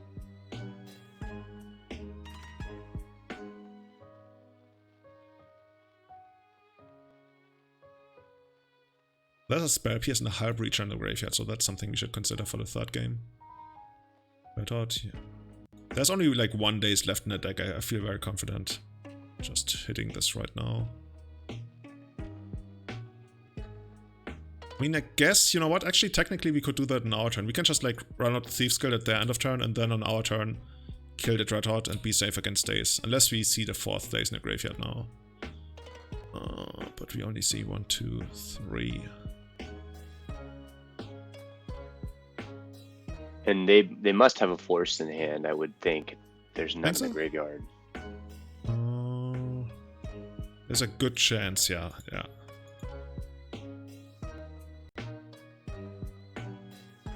And we get to mill them a little bit more. There's actually a chance they sided out all forces, because against us, forces aren't that great, because we got like all these small mill spells that pile up. We don't have like these big 5 mana mill spells, so force doesn't really know what to really hit here.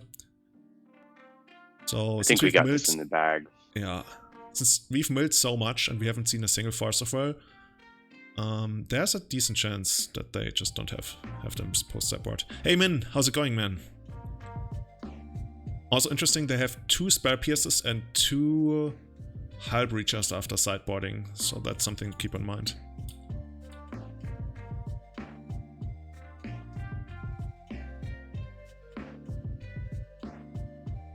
Oh, there's a fetch land. You know what that means. Actually, let's see them tap their mana, like so they don't have Pyroblast up. Okay. Gonna hit you for 13. Really like that. Yeah, they literally don't have forces post-board.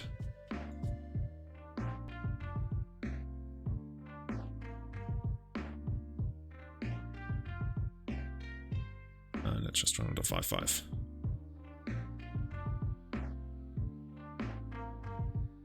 Yes, this is fine.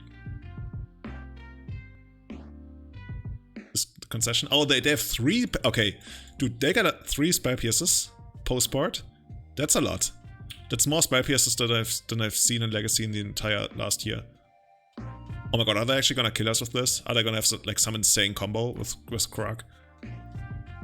I guess this means that they get to put this back into their hand if they lose the flip or something. It's actually hilarious. If they win the flip, they get to copy it, and if they lose the flip, they get to put it in their hand and like play it again, which is actually something they prefer. Oh no, they wouldn't prefer that, because in either case they get 2. But they're down to 4 cards. I don't see them making it. We're also presenting lethal on board. But this card is scary, man. Mr. Krog.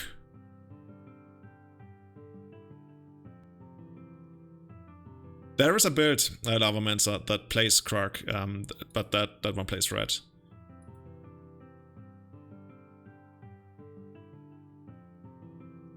Just run it out. Yeah. Let's put out the pressure. Pressure on. Dude, we're actually winning on every aspect. They have 3 cards in hand, 3 cards in library, and 3 life. Like, we might actually get them to a point where they just like lose with 0 cards and 1 life point.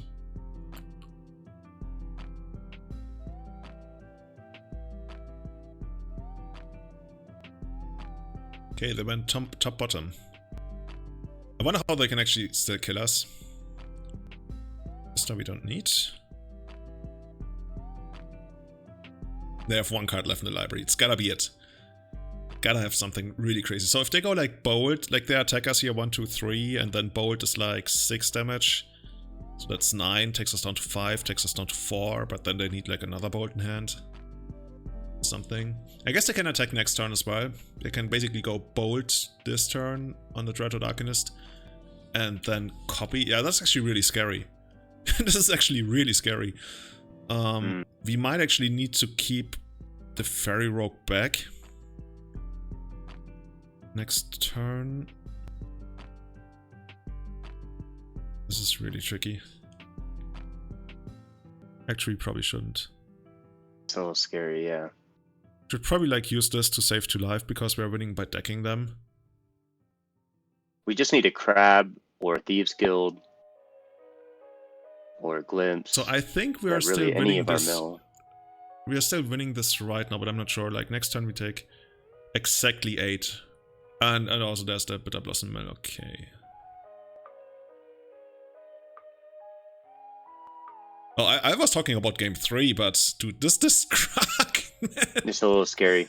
This is insanely scary, yeah. And oh god, they had 1 in hand as well. I think that actually does it for them. Unless we find a mill spell. Like any mill spell, right? Oh no, not any mill spell. We died to our Bitter Blossom. Oh. Now I wonder what we would have drawn. That was... Here I am talking about getting them down to like exact Cs, but they got us for exact Cs. I want to see the top card, but Magic Online is still loading. Magic Online is still trying to process what happened. Actually, there is how long it takes Magic Online to like put everything this into play. Good job, opponent. I want to see the top card, but it doesn't want to show me. This, like, Magic Online takes more resources than, what's it called, Cyberpunk? At times. Okay, I guess we don't get to see. Man. If we had found anything on our turn, right? What can you do? So confident. Magic Online is so dying. Oh, did we just play against you, Jeff? You were so scared of the Archive Trap. Yeah, did we lose 0-2? Oh yeah, we lost 0-2. Like the entire game 2, we thought, okay, we're gonna take this. This is easy. Like we both struggled on mana, but we had like so good cards. And I was even talking about how you might be trying to play around Archive Traps because we had Archive Trap the entire time. And yeah, barely didn't get there. Got burned out by the Arcanist again. Dude, maybe we should try a Grixis version of this deck with Arcanist. Everybody's gonna be scared of it. Dude, but if we actually go down that road, then eventually we're just gonna end up like an Arcanist Grixis deck with like a minor mill theme. Yeah, that'd be a lot different. Yeah, Arcanist is so transformative. And would be 3 colors too. That would be rough to support. Oh yeah. Oh yeah. But like the way the Mana Burger's base works right now, I actually really kind of like it. Arcanist with Visions of Beyond, oh yeah. I will casually draw 6 cards, easy.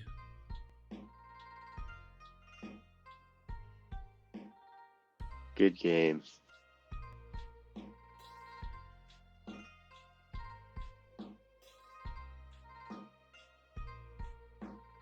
You know what would have been sweet? Mystischer Wels. Mystic Remora. Oh yeah. All the Arcanist action going on, that would have been really good. I could see something like a second fatal push on the sideboard somewhere if we can ever get to that, but let's see. That's the next match coming up. I really want to try out these contaminations.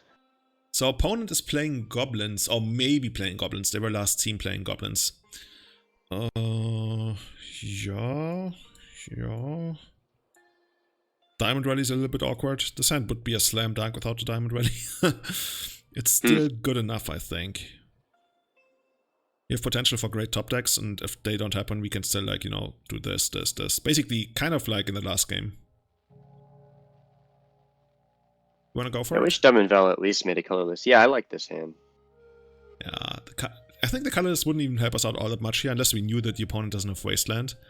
But, like, interestingly, our deck doesn't really do all that much with colors. Like, we've optimized and we've cut down on stuff so much. It's really just a Bitter Blossom and Trap. Pretty much, yeah, if you ever get to, like, Hardcast Trap.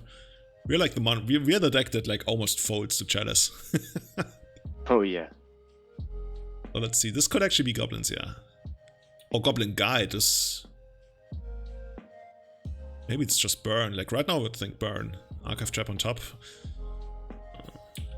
Dude, this would have been a reason to run with the Ruin Crap.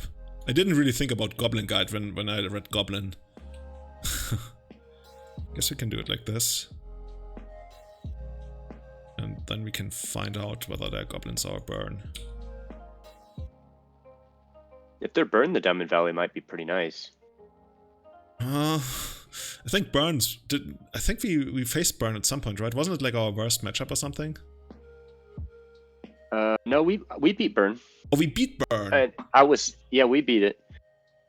That was kind of like the feel good moment. Like, hey, if we beat Burn, yeah, because they died to their own Bedlam Reveler draw. Oh, but MTG Goldfish lied to us. It says Goblins, but this is clearly not Goblins. Eidolon, okay. Oh, Eidolon's a great card against us too. But maybe we can just beat them on the back of, like, the Ruin Crabs. If this keeps giving us fetch lands or something. Oh wait, that's the wrong one. This is like an easy block. Actually, that attack was like... Doesn't make sense. We block with the Ruin Crab, yeah. Yeah, and if we had had a land on top, they would have given us free stuff. I don't think Bitter Blossoms are what's gonna be doing it for us. We do need to brainstorm here. Even though we take damage, but if we can, like, find fetch lands and stuff, it's gonna make a big difference. Oh, dude. Yeah, let's just put the 2 Bitter Blossoms on top and hope they fetch, which they probably don't. I guess what we should actually do... no. So the thing is, they have seen the Archive Trap, so naturally we would put the Archive Trap on top if they attack with the Goblin Guide. But first of all, they are probably not gonna attack anymore, and second of all, hiding the information that we have Bitter Blossom doesn't really do anything, versus the chance that they are gonna crack a fetch land, which, looking at this basic lands, they're probably not having fetch lands. So let's just put the 2 Bitter Blossoms on top and pray.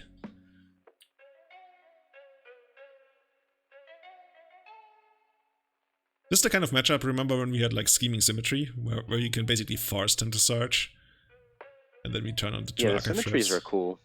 Oh, that was like the sweet combo against basically non-blue decks.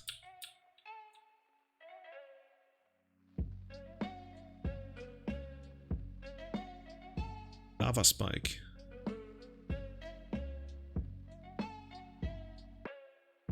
Wait, that's a new one. 3 damage to target. No, I know Lava Spike. Oh, they errated Lava Spike, of course. Yeah, because, okay. To target player or planeswalker. It used to be just player. They're hitting us hard.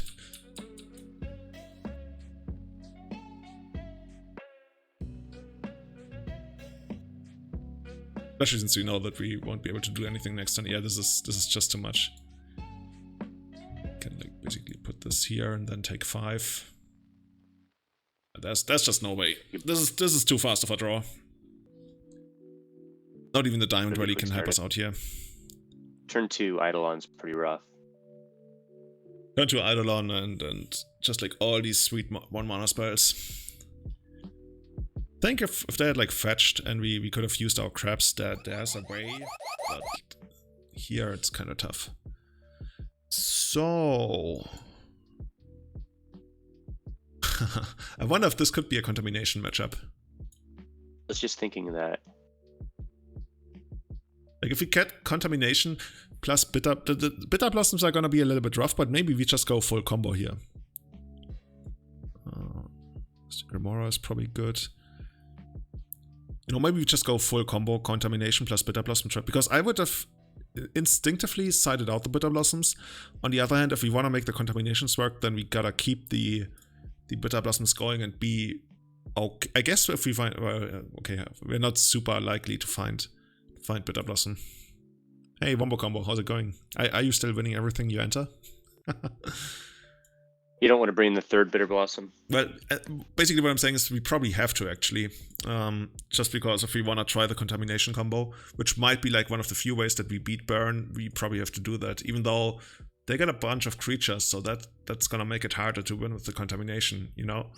If we try to stop the bleeding, like we can basically stop them from playing spells, but then they still have stuff that can attack into us, and we only have like Ruin Crab.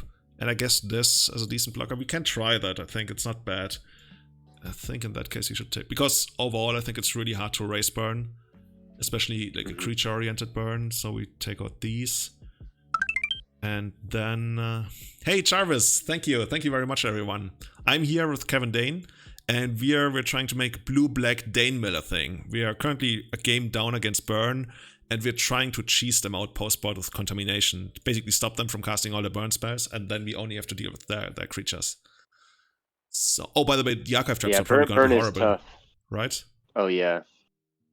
Didn't really look like they had any kind of search effects. So let's take these out.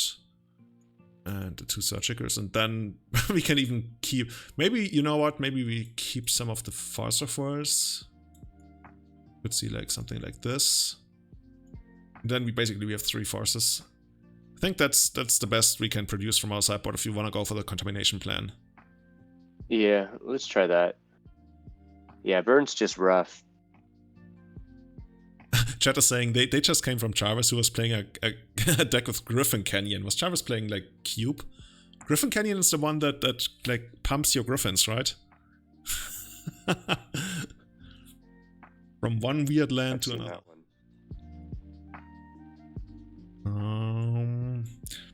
Well, these are gonna turn to 5/5s really quickly, so should we just run out the Hedron Crab and then Scalding Tarn? We can basically... We're not gonna get those on the 2nd turn. I don't hate just Pondering. waiting to cast the Hedron Crab to 2nd turn, so it doesn't just die to a turn 1 bolt right away. That actually makes sense. Like, we would do it on the 1st turn if we could get these to 5/5 on the 2nd turn, but since we can't do that, we might as well just keep and ponder.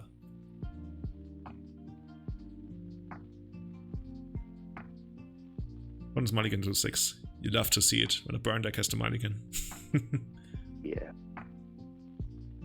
Yeah, like chat. This deck, like, it's just fun to play. Like, I'm trying to make it competitive. I realize it's never going to be tier 1, but it's just a fun deck to play. So when we throw in these little spicy things like contamination, damage, it's all Kanaksai, hey, 30 months. Thank you so much.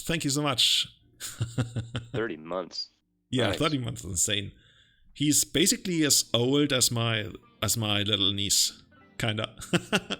My little niece is about to turn 24 months next month. So Kanaksai has been subscribed to me longer than my niece has been in this world, which is kind of crazy to me.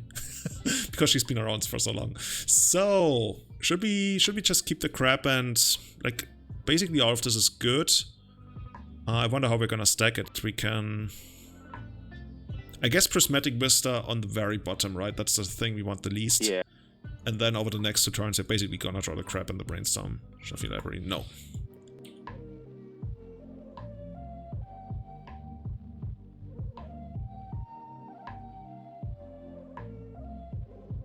Yeah, if we could make this a 3-2 deck, I'd be super happy. That would be really... I mean, it's heavily gonna depend on matchups, right? Because they're so volatile. But we can get there, especially if we get those more grindy decks. We need more Marcus Ewald in this league. Which is a friend of mine from Sweden who only ever plays like this super grindy stuff. Everyone keeps asking about Diamond Valley. I think I should have figured as much. Well, I kind of advertised it when I sent out the tweet. Yeah. So yeah, the Diamond Valley is it's Bitter Blossom Insurance, because there are games we've died to our own Bitter Blossom, and then if we're ever trying to just go the beatdown route, we could just start sacking crabs to keep us in the game. You know, if that buys us like a turn or two, that might just be enough just for a beatdown with our Thieves Guilds and Phantasms. Sack the crab. And if something's going to die anyways, you know, if they're going to remove it anyways, then we can sack and gain some life. That's kind of cool. Yeah, and it also sounds amazing when you say crack the crab. Crack the crab. Something. Yeah. Okay, so what is this actually gonna do? I remember talking about it on the spoiler that it's like borderline playable. Bringing each player's upkeep probably deals 1 damage to them, that's fine. Whenever a player casts a spell, if no mana was cast to cast that spell, deals 5. Okay, we sided out our archive traps anyways. I guess we have Force of Wills. Oh no!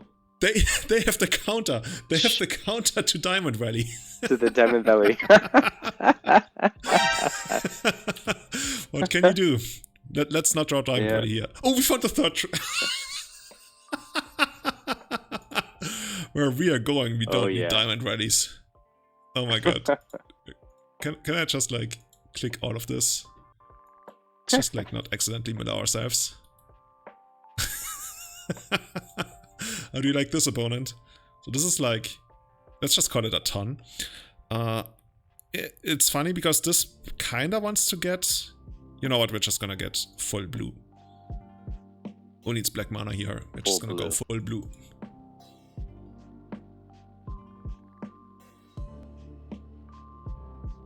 Choose target player. Oh, there should be a way to like auto target remember player, but I'm scared when I click save targets whether Magic Online actually remembers that. I've never tried that. Okay, here we go. 5-5, 5-5. How do you like this? 1 damage, huh? Actually, let's check out the graveyard to see what they brought in. Probably like Pyroblast and stuff. Thus far, Roiling Vortex, I guess. That's it.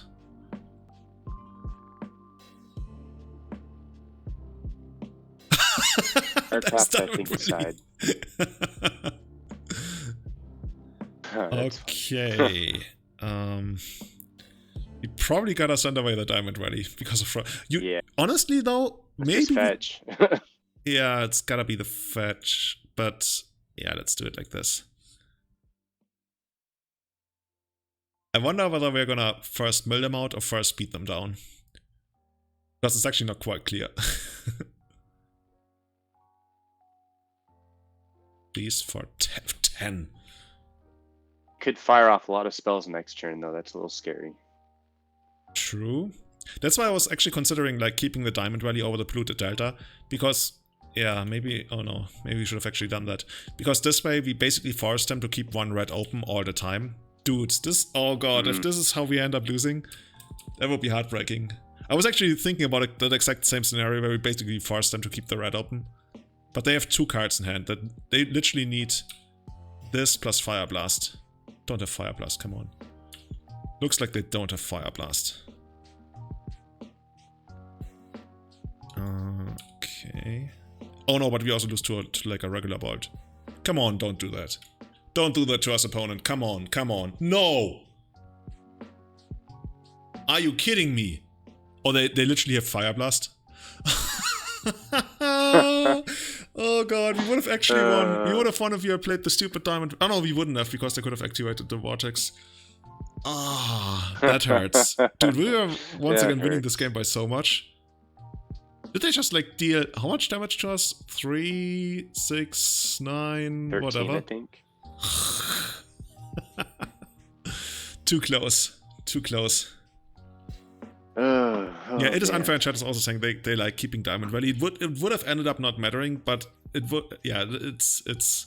I think what we should have done just to maximize our outs. This is too much damage, man.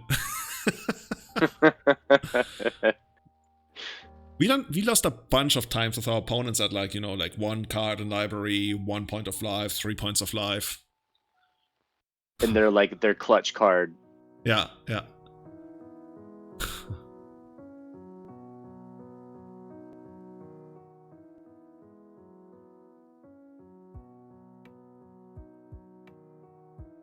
You know what this deck needs? More life gain. You know, oh, dude. You know what we should play instead of Diamond Rally? Loxodon Warhammer. We put the Loxodon Warhammer on the crabs, and the crabs start beating in and gaining life every turn.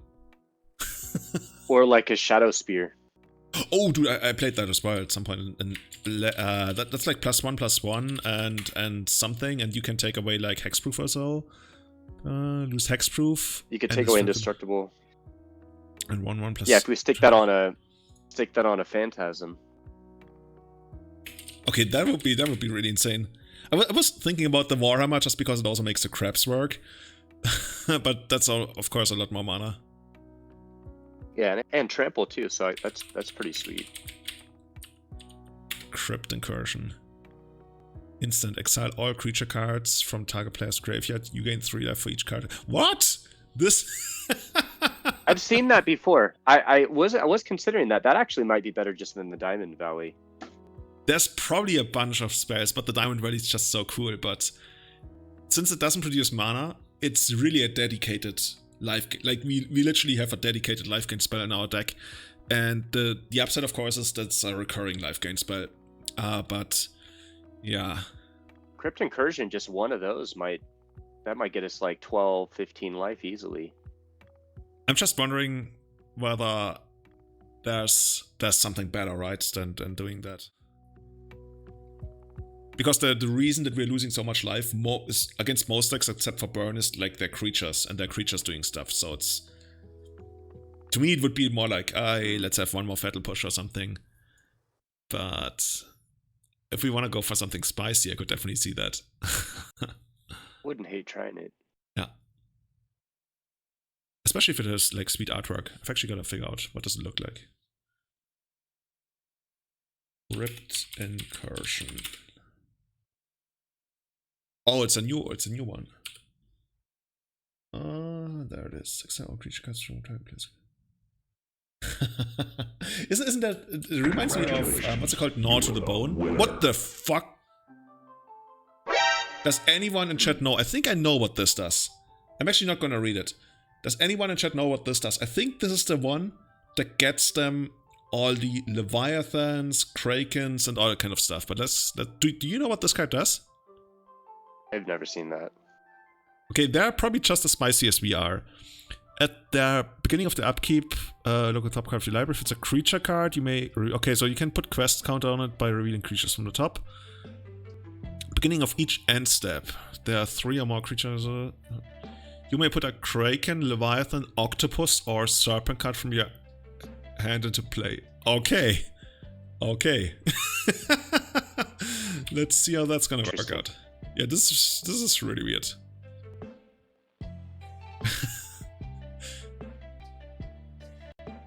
This is the battle for the best rogue deck, and I think we are far ahead better. But I mean, this is the only thing I've seen from them thus far.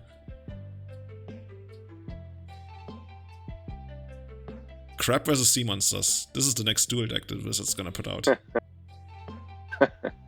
Oh, Kanaxai is actually making a good point. Crypt Incursion also exiles Eldrazi's from the graveyard. Ooh. That's something. And it's instant. Yeah, that's cool. That's actually really interesting. So there's a spot for it. So now we can also use it against the Emrakul decks. Yeah.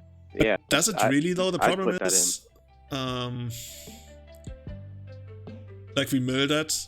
Like basically we mill Emrakul, and then we use that. Then we remove the Emrakul, but then they're still gonna have a couple of Emrakuls in the deck, so we would need to use it again, unless we had a way to like mill the entire deck at once.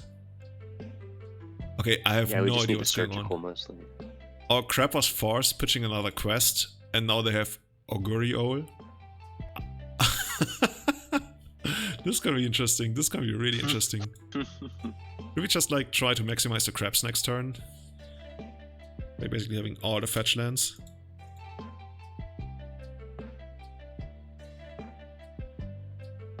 They have a cavern. I guess that makes sense if you want to hardcast like this stuff.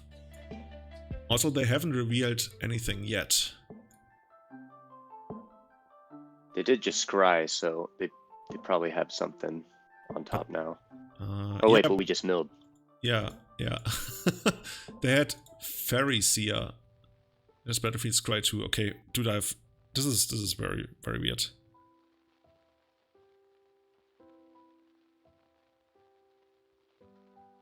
Save target, I guess.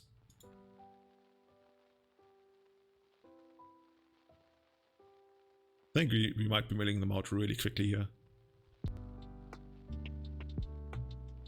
What do they have? Oh, this is really nice. Sea Dasher Octopus. Oh god, do you know how Mutate works? Thus far I've successfully avoided understanding what Mutate actually does and how it interacts with anything. If I'm concerned, as far as I'm concerned, it's just like a 3-mana 2/2 flash. And it's basically joins the creatures together. Cast a spell for its mutate cost. Put it over or under target non-human creature you own. They mutate into the creature on top, plus all their abilities from under it. I guess we'll see when it becomes relevant. Apparently it's pretty good. They play a couple of copies of those. I think it's worth it to go for the Ponder here, and oh, we have Surgical. That's probably going to be good against them, right? I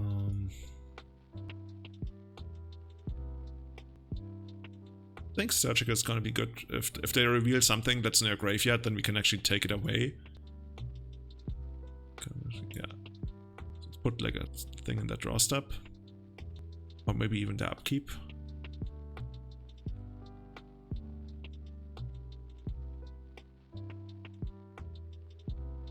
And we can also use it to build like a bigger brain freeze. Accounts. What are the god accounts? Huh? What about god accounts? Oh, we're gonna be seeing a lot of insanity because of the god accounts. True. What are the god accounts? So every once in a while, Wizards does that thing where they offer tokens that you can buy from their store, and they're gonna give you every single card on Magic Online except for like Rick and a couple of other cards. And yeah, I guess we won this. And it lasts for usually like 2 weeks. And I don't know how expensive the god accounts are. I would guess like $20, $25 or something. Because at the core of all of this is basically Wizards seeing that there's like a real market for rental services. And I guess Wizards just slept on that for so long because they didn't realize that a subscription model for like Magic Online would probably make them more money. And now they want in on that money. So now every once in a while they're offering these god accounts where you get basically every card for like 2 weeks. And usually they do it for events. They used to do that for, what's it called? Eternal Weekend and PAX East or something. And I don't know if this time it's tied to an event or just like a random thing. And Chad is asking, why would you not get Rick? A couple of cards are excluded from it, from like special promotional sets, and I'm not sure why. What are you thinking for sideboard here? I want to try the contamination, dude. I just want that. Yeah, I think they're slow enough we can try for it. The thing is, if they get the quest going, they can literally win without ever using their mana. Like if they go turn 1 quest and we go to contamination. But I mean, I want to see that happening because it's just like so hilarious. Also, if they must have some really big, I don't know, monsters. I mean, they wouldn't put that weird 2/2 Ophidian guy into play of their quest trigger. So I think there might be some monsters that we can reanimate. I really want to go for that. And other than that, I don't know. What will we be taking out? I guess Diamond Valley goes out because our life total is like not a concern. Surgicals, I'm so and so on. Brain freezes I don't hate.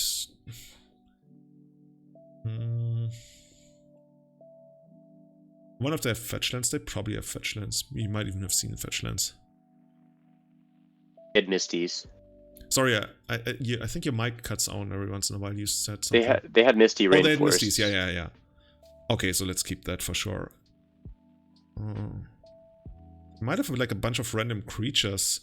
So Mystic Remorse. Actually, yeah, they need a bunch of random creatures just so they can trigger the quest. So let's take out this one. And I think Drown is not gonna be great against them. Drown is probably really not gonna be good against them. To think about it. Let's try this. But if they do get a big creature out, that's probably going to be able to hit it. Okay. Yeah, I think we probably just lose if they ever get that. But in that case, I'd take a glimpse out and keep the second draw on the lock. Okay, let's try this. I really want to see which kind of creatures they have. Oh, there are super qualifiers next week, like super qualifiers for like the Pro Tour or something. Oh, what's going on here? Yeah, this is. I think this is decent, good. Right? I like this. Let's see if they're gonna have the quest again.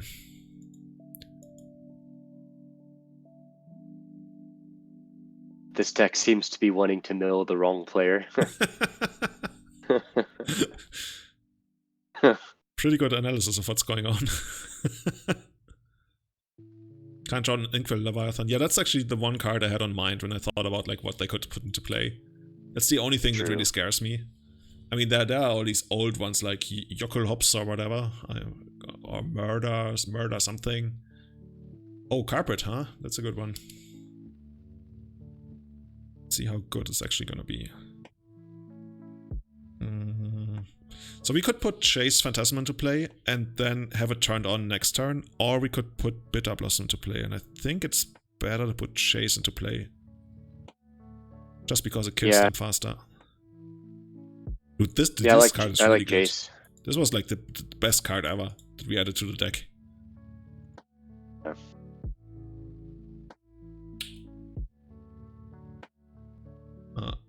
Okay, more of the October. Stormtide Leviathan. Okay, now we're talking. And there's Inkwell Leviathan. Stormtide Leviathan. All lands are islands in addition to the other types. This 8-drop is great with Carpet of Flowers. Creatures without flying or island walk can't attack. Well, Chase could still attack. This is hilarious. I love this. Let's get the Chase out. And not fetch.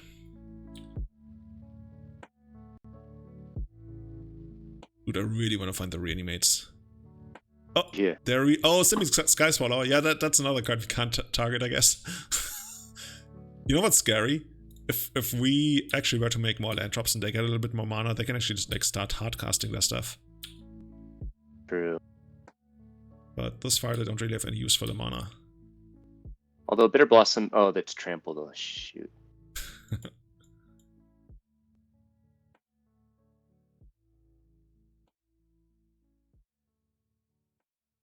Like this, and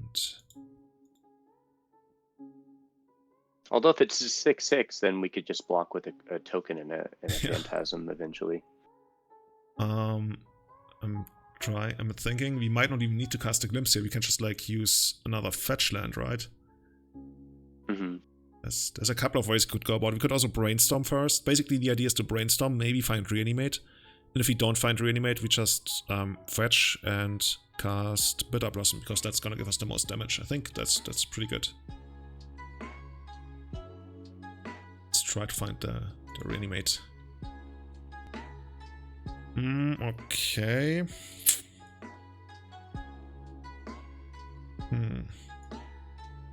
What do you like here?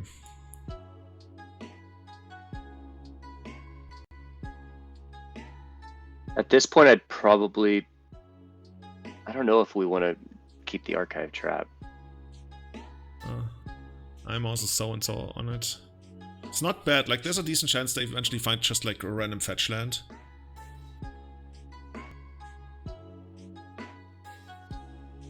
Like if we Basically, so I guess your idea would be to send back the Scalding Tarn and the Archive Trap.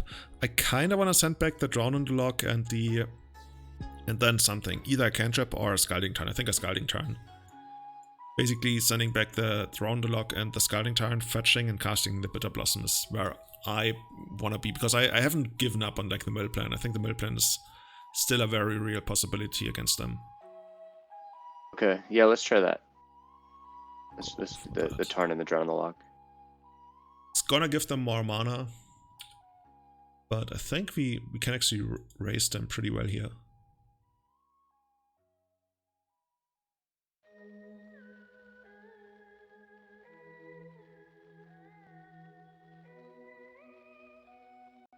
There's also a world where we mill them so much they don't even have anything left other than maybe the 6/6.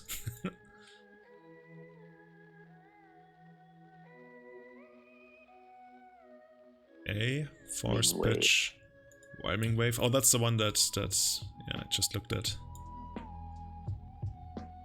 Return all creatures to their owner's hands, except for Krakens, Leviathan, Octopuses, and Serpents. Any chance that this is? No. Well, why is Crab's not on there? Crab. This is scary, dude. They already got their second counter now. He just needs one more, yeah. So David just put 3 cards on the top. We gotta glimpse them now, right?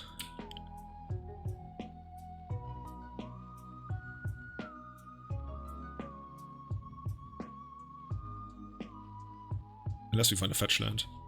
Visions, huh? Dude, we have a lot of awesome stuff going on for us here. How about... I think we should just start by attacking for 5, just to give them the least information. Because I think they might block, but there's a chance that they don't block. Okay, they do block.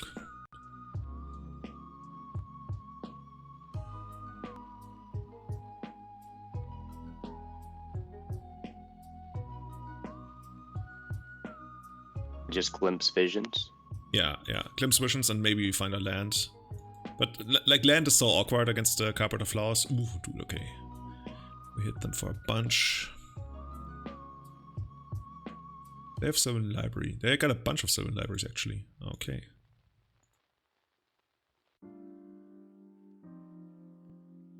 Okay, dude, so they're down to 28 cards. Like this is a real thing. We will probably mill them out actually. And we don't really care about the random 6/6. Just wonder whether we want to fetch here just to maximize our mana. Like if we fetch here to cast the Ponder and then we find a land, then we can actually start hardcasting the Archive Traps, which is probably worth it. We haven't made our land drop to this turn. It's already in play, right? So yeah. Have we made our land drop this turn? Oh yeah. We just played the Scalding Tarn, but the idea is to basically set up a potential hardcast Archive Trap next turn. But the downside, of course, is that we give them 1 extra mana on the next turn. But they get 1 land or get a creature off the. Oh, we already milled, so yeah. If they get 1 more land and we fetch, then they can hardcast their Leviathan. That's true as well. Even though like the Leviathan really doesn't scare me all that much. Like I almost don't worry about it at all. Just because we have like enough mill to just kill them before this ever becomes relevant. I just want to make sure that we are fast enough in everything we do. But I think it's not that bad if we just like not to give them the mana. I mean, we lose out on being able to hardcast the Archive Trap, but we only need 1 Archive Trap to resolve anyway, so we could still do that 2 turns from now. So maybe it's just better to just pass here and not use the fetch land yet. So I would just pass. Oh, okay, cool. And hope they don't get that counter. No, didn't get it.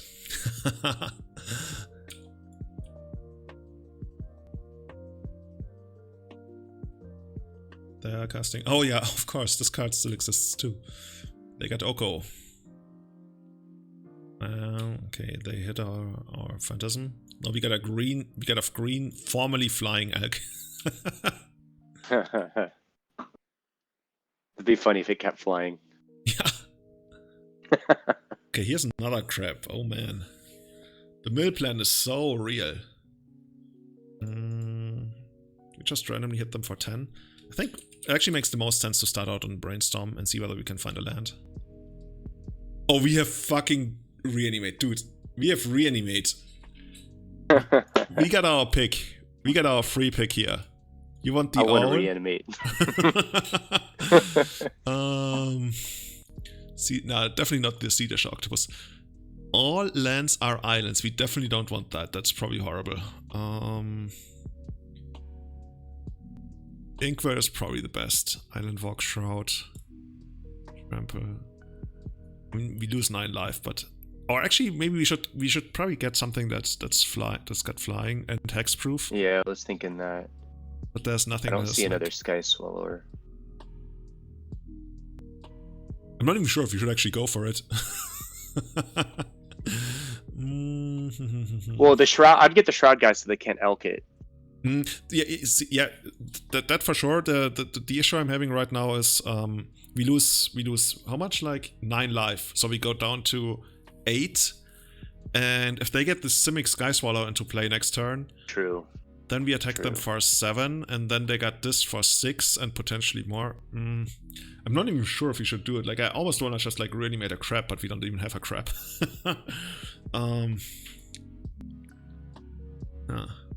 It's tricky.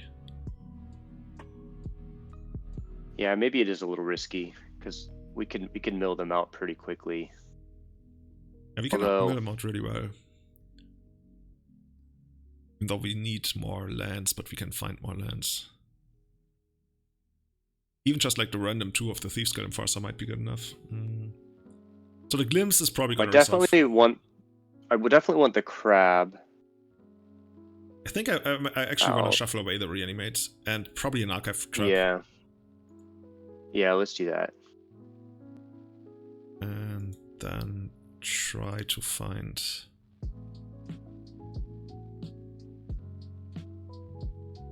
Or maybe we just go for this, hit them for 10. Or do you want to put out the Crab and then fetch and then Glimpse?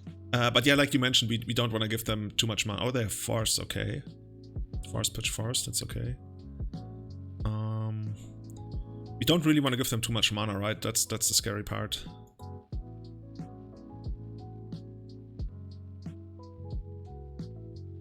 I think we gotta hit Oko, otherwise they're gonna steal our stuff somehow. Okay, suddenly this game has got a lot tighter.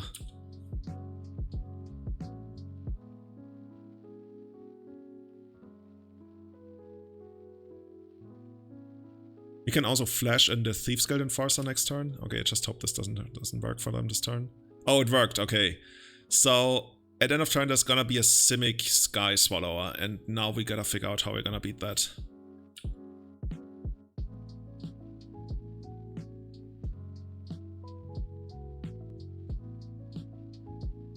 Although we got 3 turns to mill them 23. We can get there, but I think at this point we should probably like start ignoring that we're giving them mana. Because now they're basically empty-handed.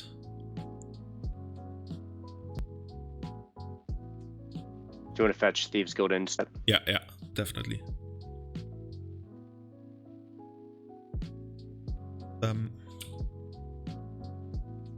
I mean, we got a bunch of stuff that we can draw here that's probably going to be really good. I think we are probably a favorite to win this one.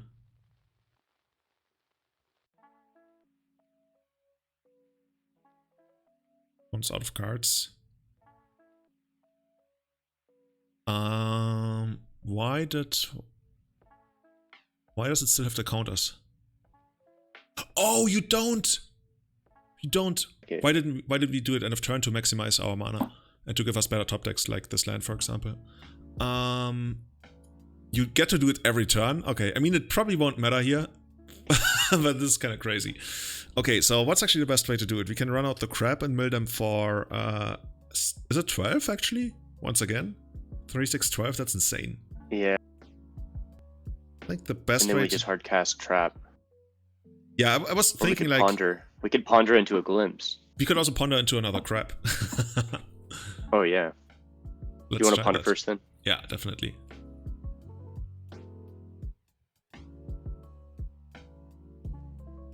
They're not yet dead to trap, but they're probably gonna be soon dead to trap.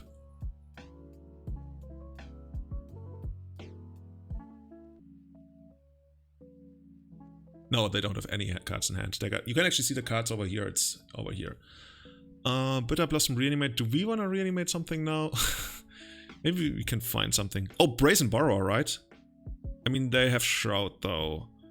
On permanent opponents. I don't hate getting Brazen Borrower almost, but they have Trample as well. Trample is kind of weird. Okay, is there a crab in our graveyard, actually?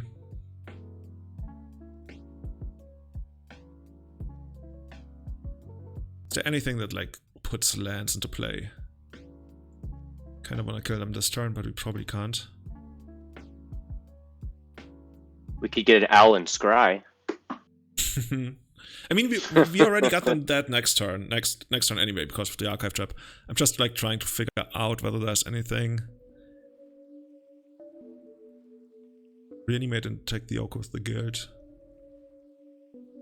Doesn't excite me. Don't think Oko is really a problem here, is it? I mean, we're probably gonna attack Oko anyway, but I'm not even sure if we should, because they just trade this for this and doesn't sound exciting. I guess we could, if they block this, we could reanimate this, just for the extra 2 mil, but that's not great.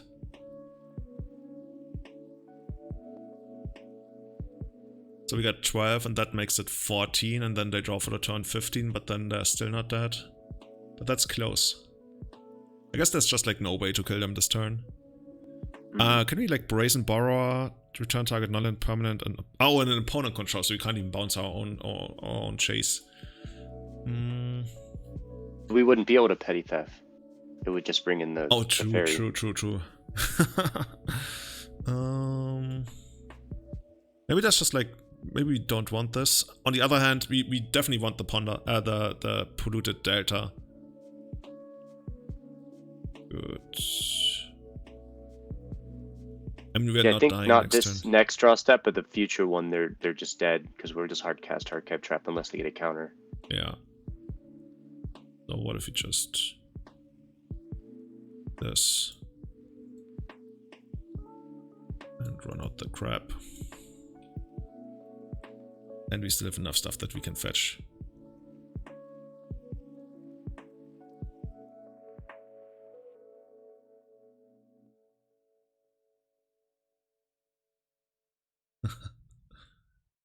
Opponent probably didn't enter this league thinking that they would get milled out. I think we're just gonna fine with all of this staying back. Then we'll see.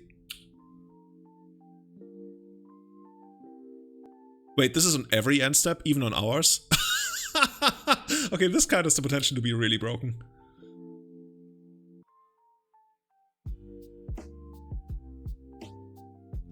Crazy.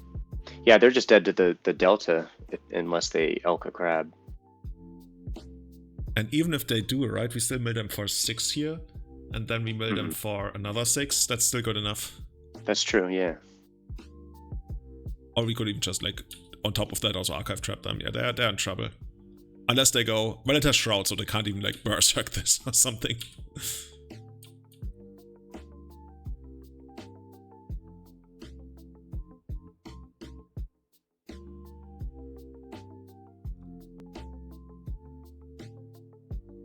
Casting, okay.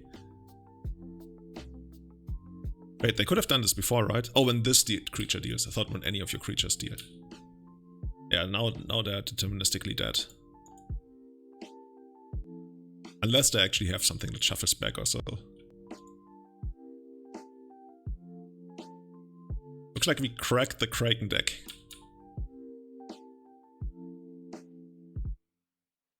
Another Archive Trap. Okay, here we go. This is good enough now. We've seen your entire deck. We deemed it interesting. We have a full deck.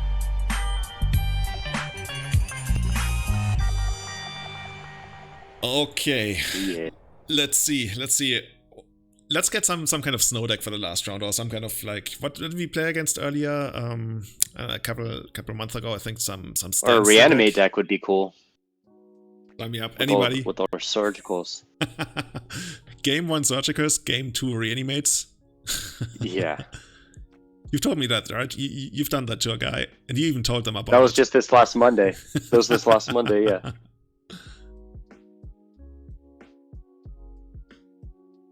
Yeah, I'm feeling like trying out that crypt incursion over the Diamond Valley, unless we can find something. That would be something, right? Like a big burst, a big life burst. Like that would get us out of burn range. Dane, GG. Thank you for 30 months of support. How are you doing? Dane, GG. Actually, looking to advance on like 3 years at some point. How much is 3 years? Like 36? That's like only a half a year away.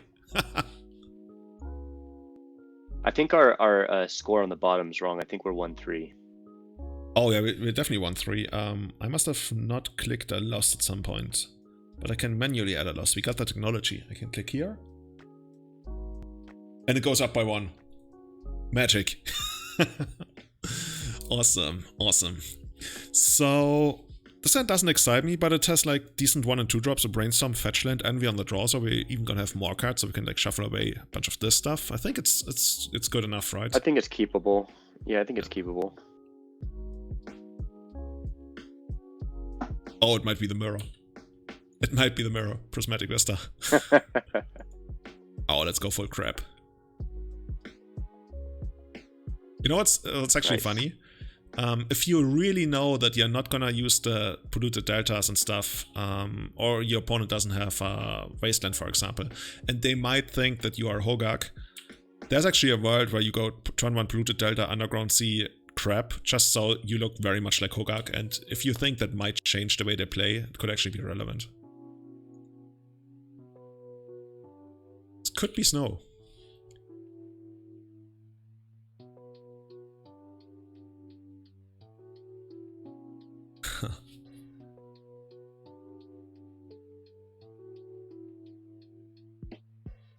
Opponent did not shuffle. So let's try keeping this. When Chancino is asking, do I own this deck or did I rent it? I rent it from Card Hoarder. Card Hoarder is amazing. I've been using Card Hoarder for I think like 2 years or something. And they sponsor my stream, they sponsor all the tournaments that are organized, they sponsor so much legacy content. And also their rental service is top notch. Oh, look at this. Oko. Are they gonna act the crap? No respect for the crap. No respect for the crap. Well, we're gonna attack Oko with our Thieves Guild Enforcer now.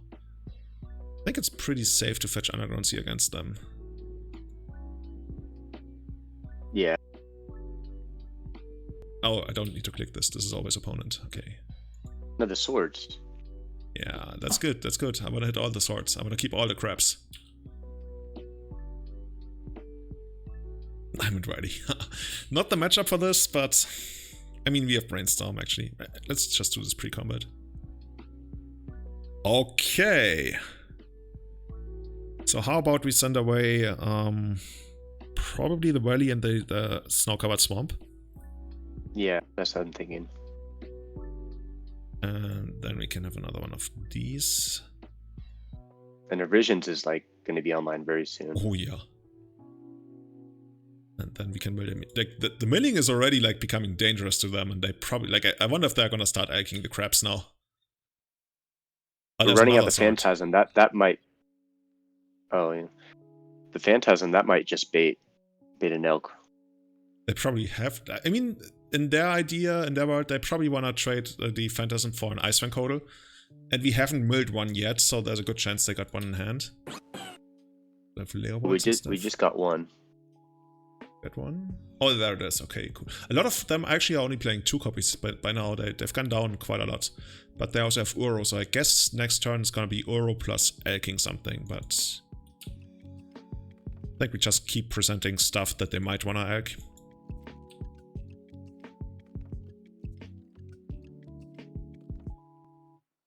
Do you you want to just visions now if they're at 20?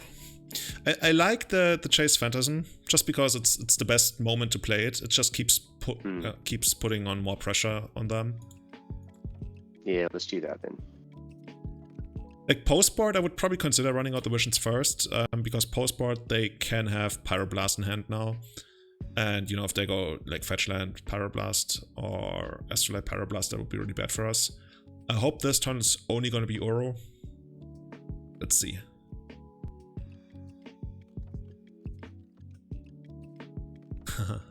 They go after the Phantasm, that's interesting.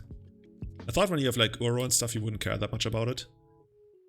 Archive Trap, that's gonna be good. Okay, so what's the best way to play this turn? You want to visions first in case we find more crabs? Yeah. So I'm just like trying to figure out why. I guess they didn't cast Uro because they have snow cover planes, so we can't really read anything into that. It's probably what we wanna. I'm just scared that this might get countered, but that's not really a reason not to cast it, right? I guess you could cast it on their upkeep. But let's go maximum stuff. Maximum mill. If you find like a fetch land and a crab, that's insane. They actually go Force of Negation, pitch Force of Negation. They have to do it. Okay, then we're just gonna mill you for 6, thank you. There comes a point where I wonder whether we mill so many lands that they can't even like cast their stuff. Apparently they don't even use Astrolabes. At least we haven't like found any. Oh, they're fetching as well. they're scared. They're scared that we actually mill all their lands so their fetch land can't find anything. That's hilarious. I love it. And there's the first Astrolabe in the graveyard. Okay, and you know what? We can actually like cast this on our end step. Maybe they're gonna interact with our attack here. I think we just send like this at Oko and this at Oko. And then they might cast something, and like the fewer cards they have in hand, the better for our Archive Trap. Like the Codal, and then in response to the card draw, because now they can't Force of Will, they can't do anything. We're gonna hit them for the 13. Beautiful. Oh, absolutely beautiful. And they have to draw a card now. And now they're gonna draw for the turn, so they have like 6 turns to kill us. Not sure if that's happening. Okay, swords. Now I want the diamond ready back. Oh, they didn't block, okay. Oko goes down to 1. It's a good feeling when you know that any land you draw kills your opponent.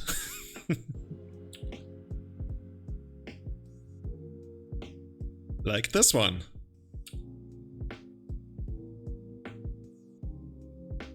So chat, if you're watching, this deck is really good at crushing the snow stuff. At least pre-board. Post-board it gets harder, when they get like Pyroblast and all that kind of stuff. Let's actually like take a quick look at what we're seeing in the main deck here. So 1 Icefang Codal is in play, 2, 3... Okay, they're playing the full playset of 4. They have Leovold, they have Caracas. Got Force of Negations. Decay, so the Black Splash is there as well. I'm somehow not seeing... Oh, how many Force of Wills are there? It's like none in the exile. Is there like only 1 Force of Will in the deck? Maybe... Oh, they might have had... they might have had like 2 or 3 more Force of Wills in hand. Maybe that's why they didn't do anything really. Can't Force of Will a land drop. Dude, if you could Force of Will land drops, that would be so broken. Okay, so... Which cards do you like here? I don't hate this... I thought about the Surgicals for the Uros, but we're not even really worried about the Uros too much. They're pretty slow, yeah. I don't hate them, but they're also like rather like you said, they're not that needed. So I could see taking them out. I would definitely want to bring in another Bitter Blossom. Okay, I already got it here. That's the first thing I put in. Diamond Rally is probably not so great.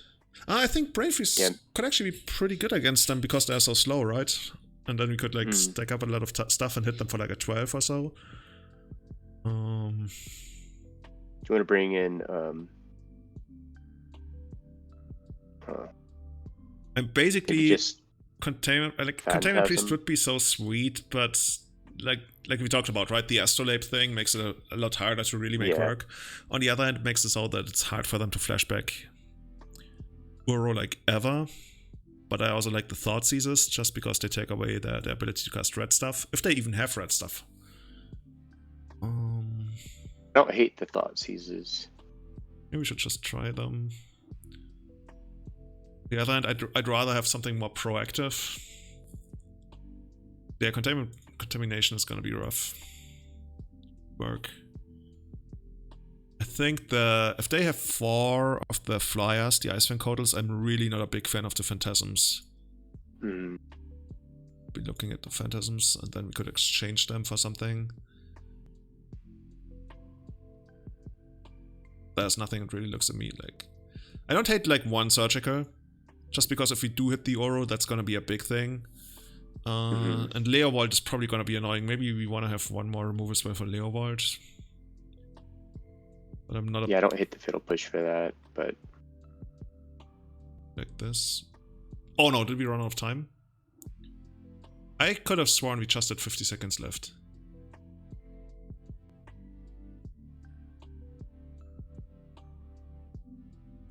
That's quick. 62 card special.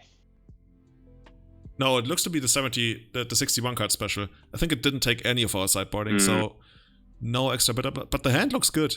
Dude, the hand looks really good. I think we're just gonna roll with this. We're gonna beat them without sideboarding. Easy game. And they might get to 6.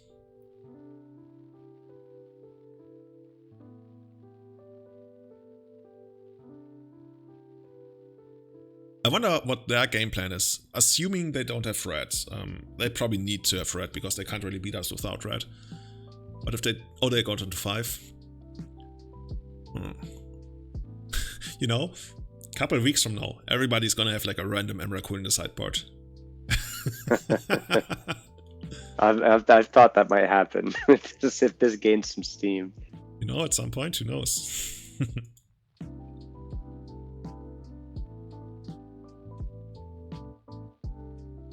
Jeff Lynne has done it in, what's it called? In Esper. For a while, he randomly had like an Emrakul in the sideboard. Just so if he ever ran into something like, you know, Eldrazi or, like, not Eldrazi, like Show and Tell decks, he could do that.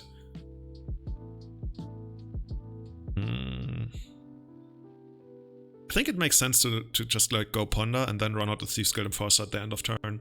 Because like the Glimpse is gonna have the same value at every point in the game. Whereas like these guys, they're gonna have more value the earlier you get them down in the game. So I think that makes a lot of sense there. Let's do that. Oh, and Crabs, and oh god, we got all of these. We literally want to draw all of these, but if we shuffle, I mean, there's only so much we can do about it, I guess. I guess technically we could play it really slow. Like a huge rush. I don't hate just drawing some crabs. I like crabs. And with the Thieves Guilds, that Bitter Blossom's going to be kind of cool.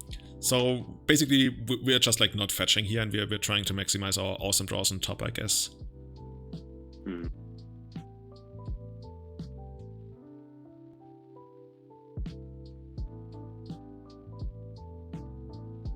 Fine. What's about is talking about the Chase Phantasms, whether they might be better in the sideboard.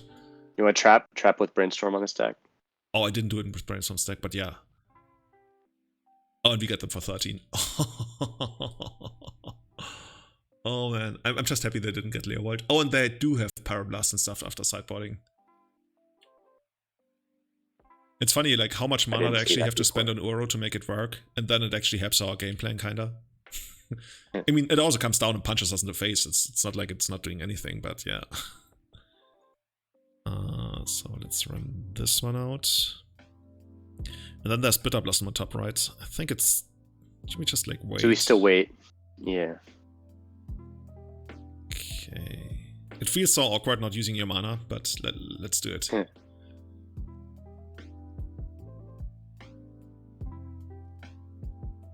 Did we play our land? No, we didn't. We're just waiting until the next one, yeah. Yeah, that's why I was wondering whether we should play it or not, but we know that we're not going to make a land drop next turn, so we might as well wait to maximize the crabs. Maximum crab patch. How much is this even? This is like 6, 12, 18. Goodbye, deck. Goodbye, deck. And this one. It's so funny how we're just like basically casting a bunch of good spells, and every time we fetch, we mill them for 6.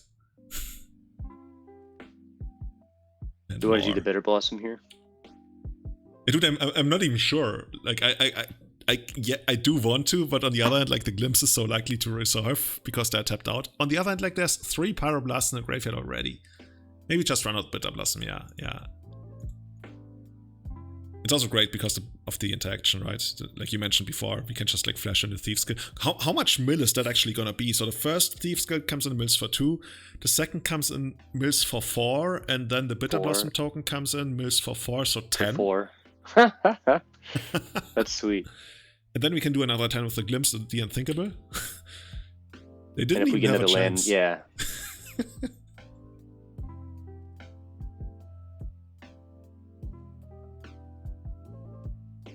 So they did not shuffle on the Ponder. I actually wonder what you would keep on the Ponder here. Another Ponder apparently. And like you mentioned, it's really cool. I mean, it's already unlikely they're gonna have like red blasts, but since like this stuff and all of this stuff, like this is all black, can't do anything about it. The Incursions is also helpful against the Euros too. I just realized that. I just wish it drew a card, right? That's the one reason I'm so-and-so about it. Like in this matchup, we can't really afford to have something like Incursion. Just because you're down a card, and that's a big problem. Okay, and now we get this one. Now, even if you just like randomly... Are they actually like straight up dead here already? 2, 4, 6, 8. Yeah, we milled them for 8. Oh... Okay, Snow, you have no power here. No power, Julian.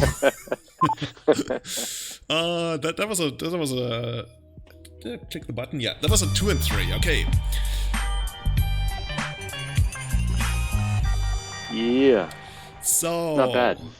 How did you like this? I think we got really close against Burn. I think we got really close against at least one of the matches against Delva. I don't fully remember the second one.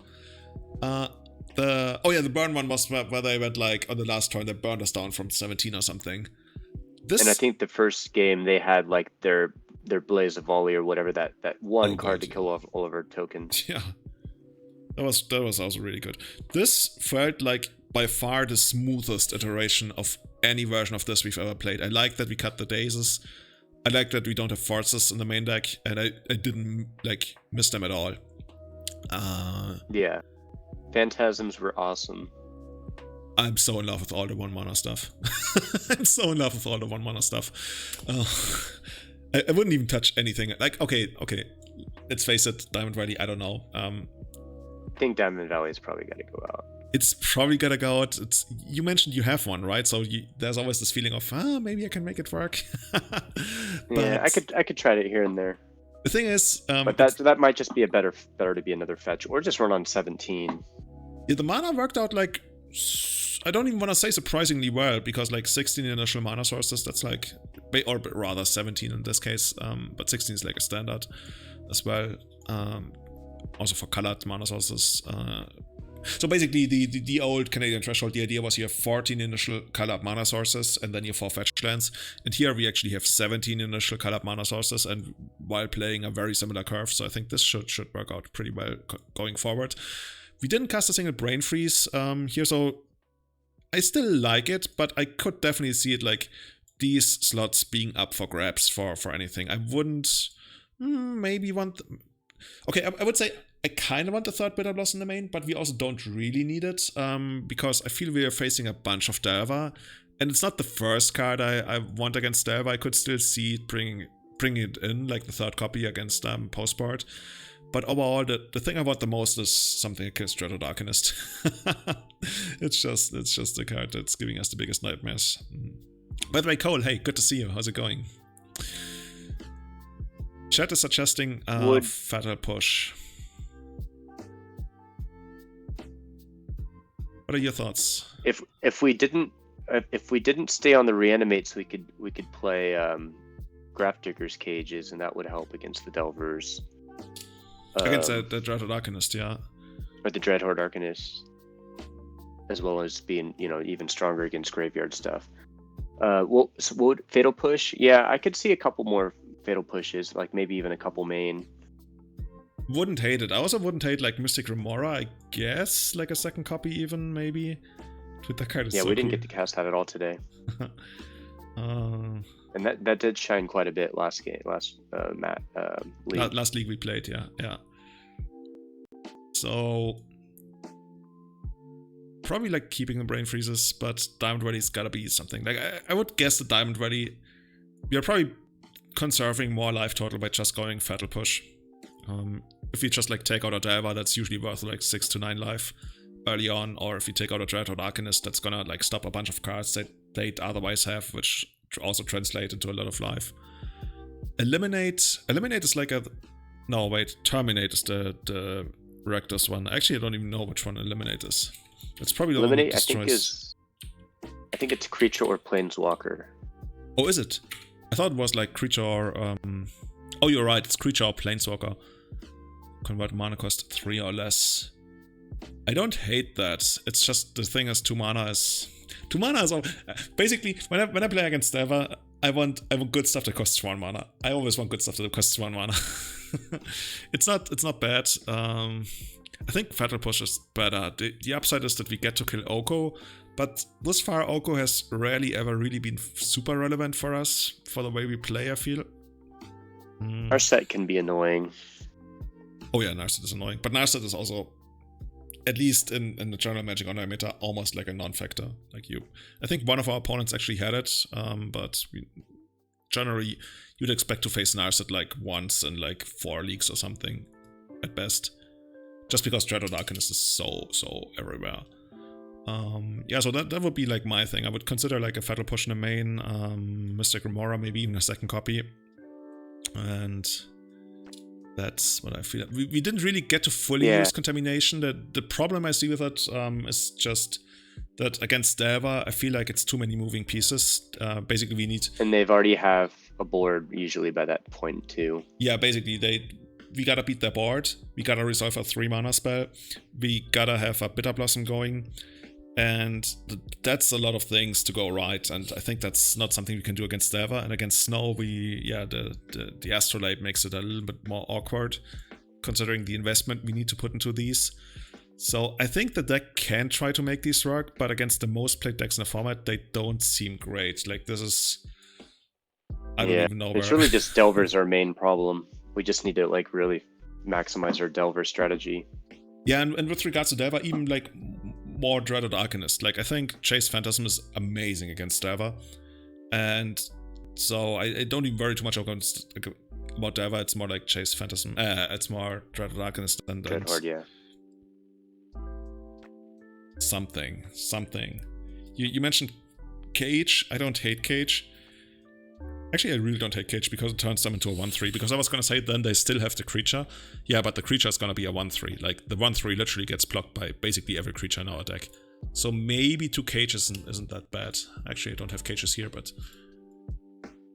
something like 2 cages here. It also stops Uro. If they're playing like the version that Daniel Gutcher plays, that also plays Uro in Delver.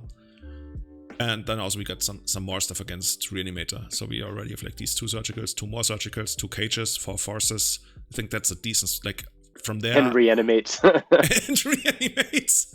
Yeah. Oh, I still want that to happen. I still very... Like, imagine if they go, like, turn 1, I don't know, Faithless Looting, pass. We're like, thank you very much. Grizzlebrand, draw 7, pass.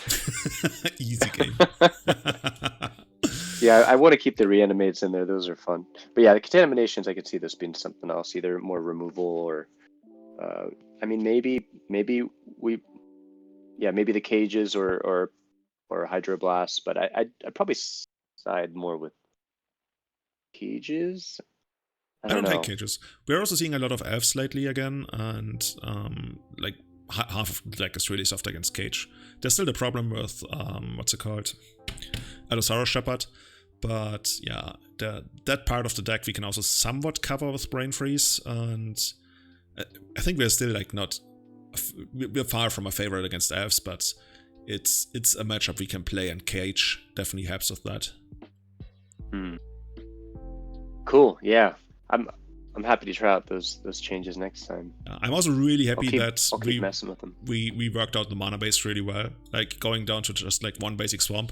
I think that's also something that people on YouTube helped us out with, that they commented that we should do it like that. And yeah, I really like that the mana base is working so smoothly, and that we got there with regards to that.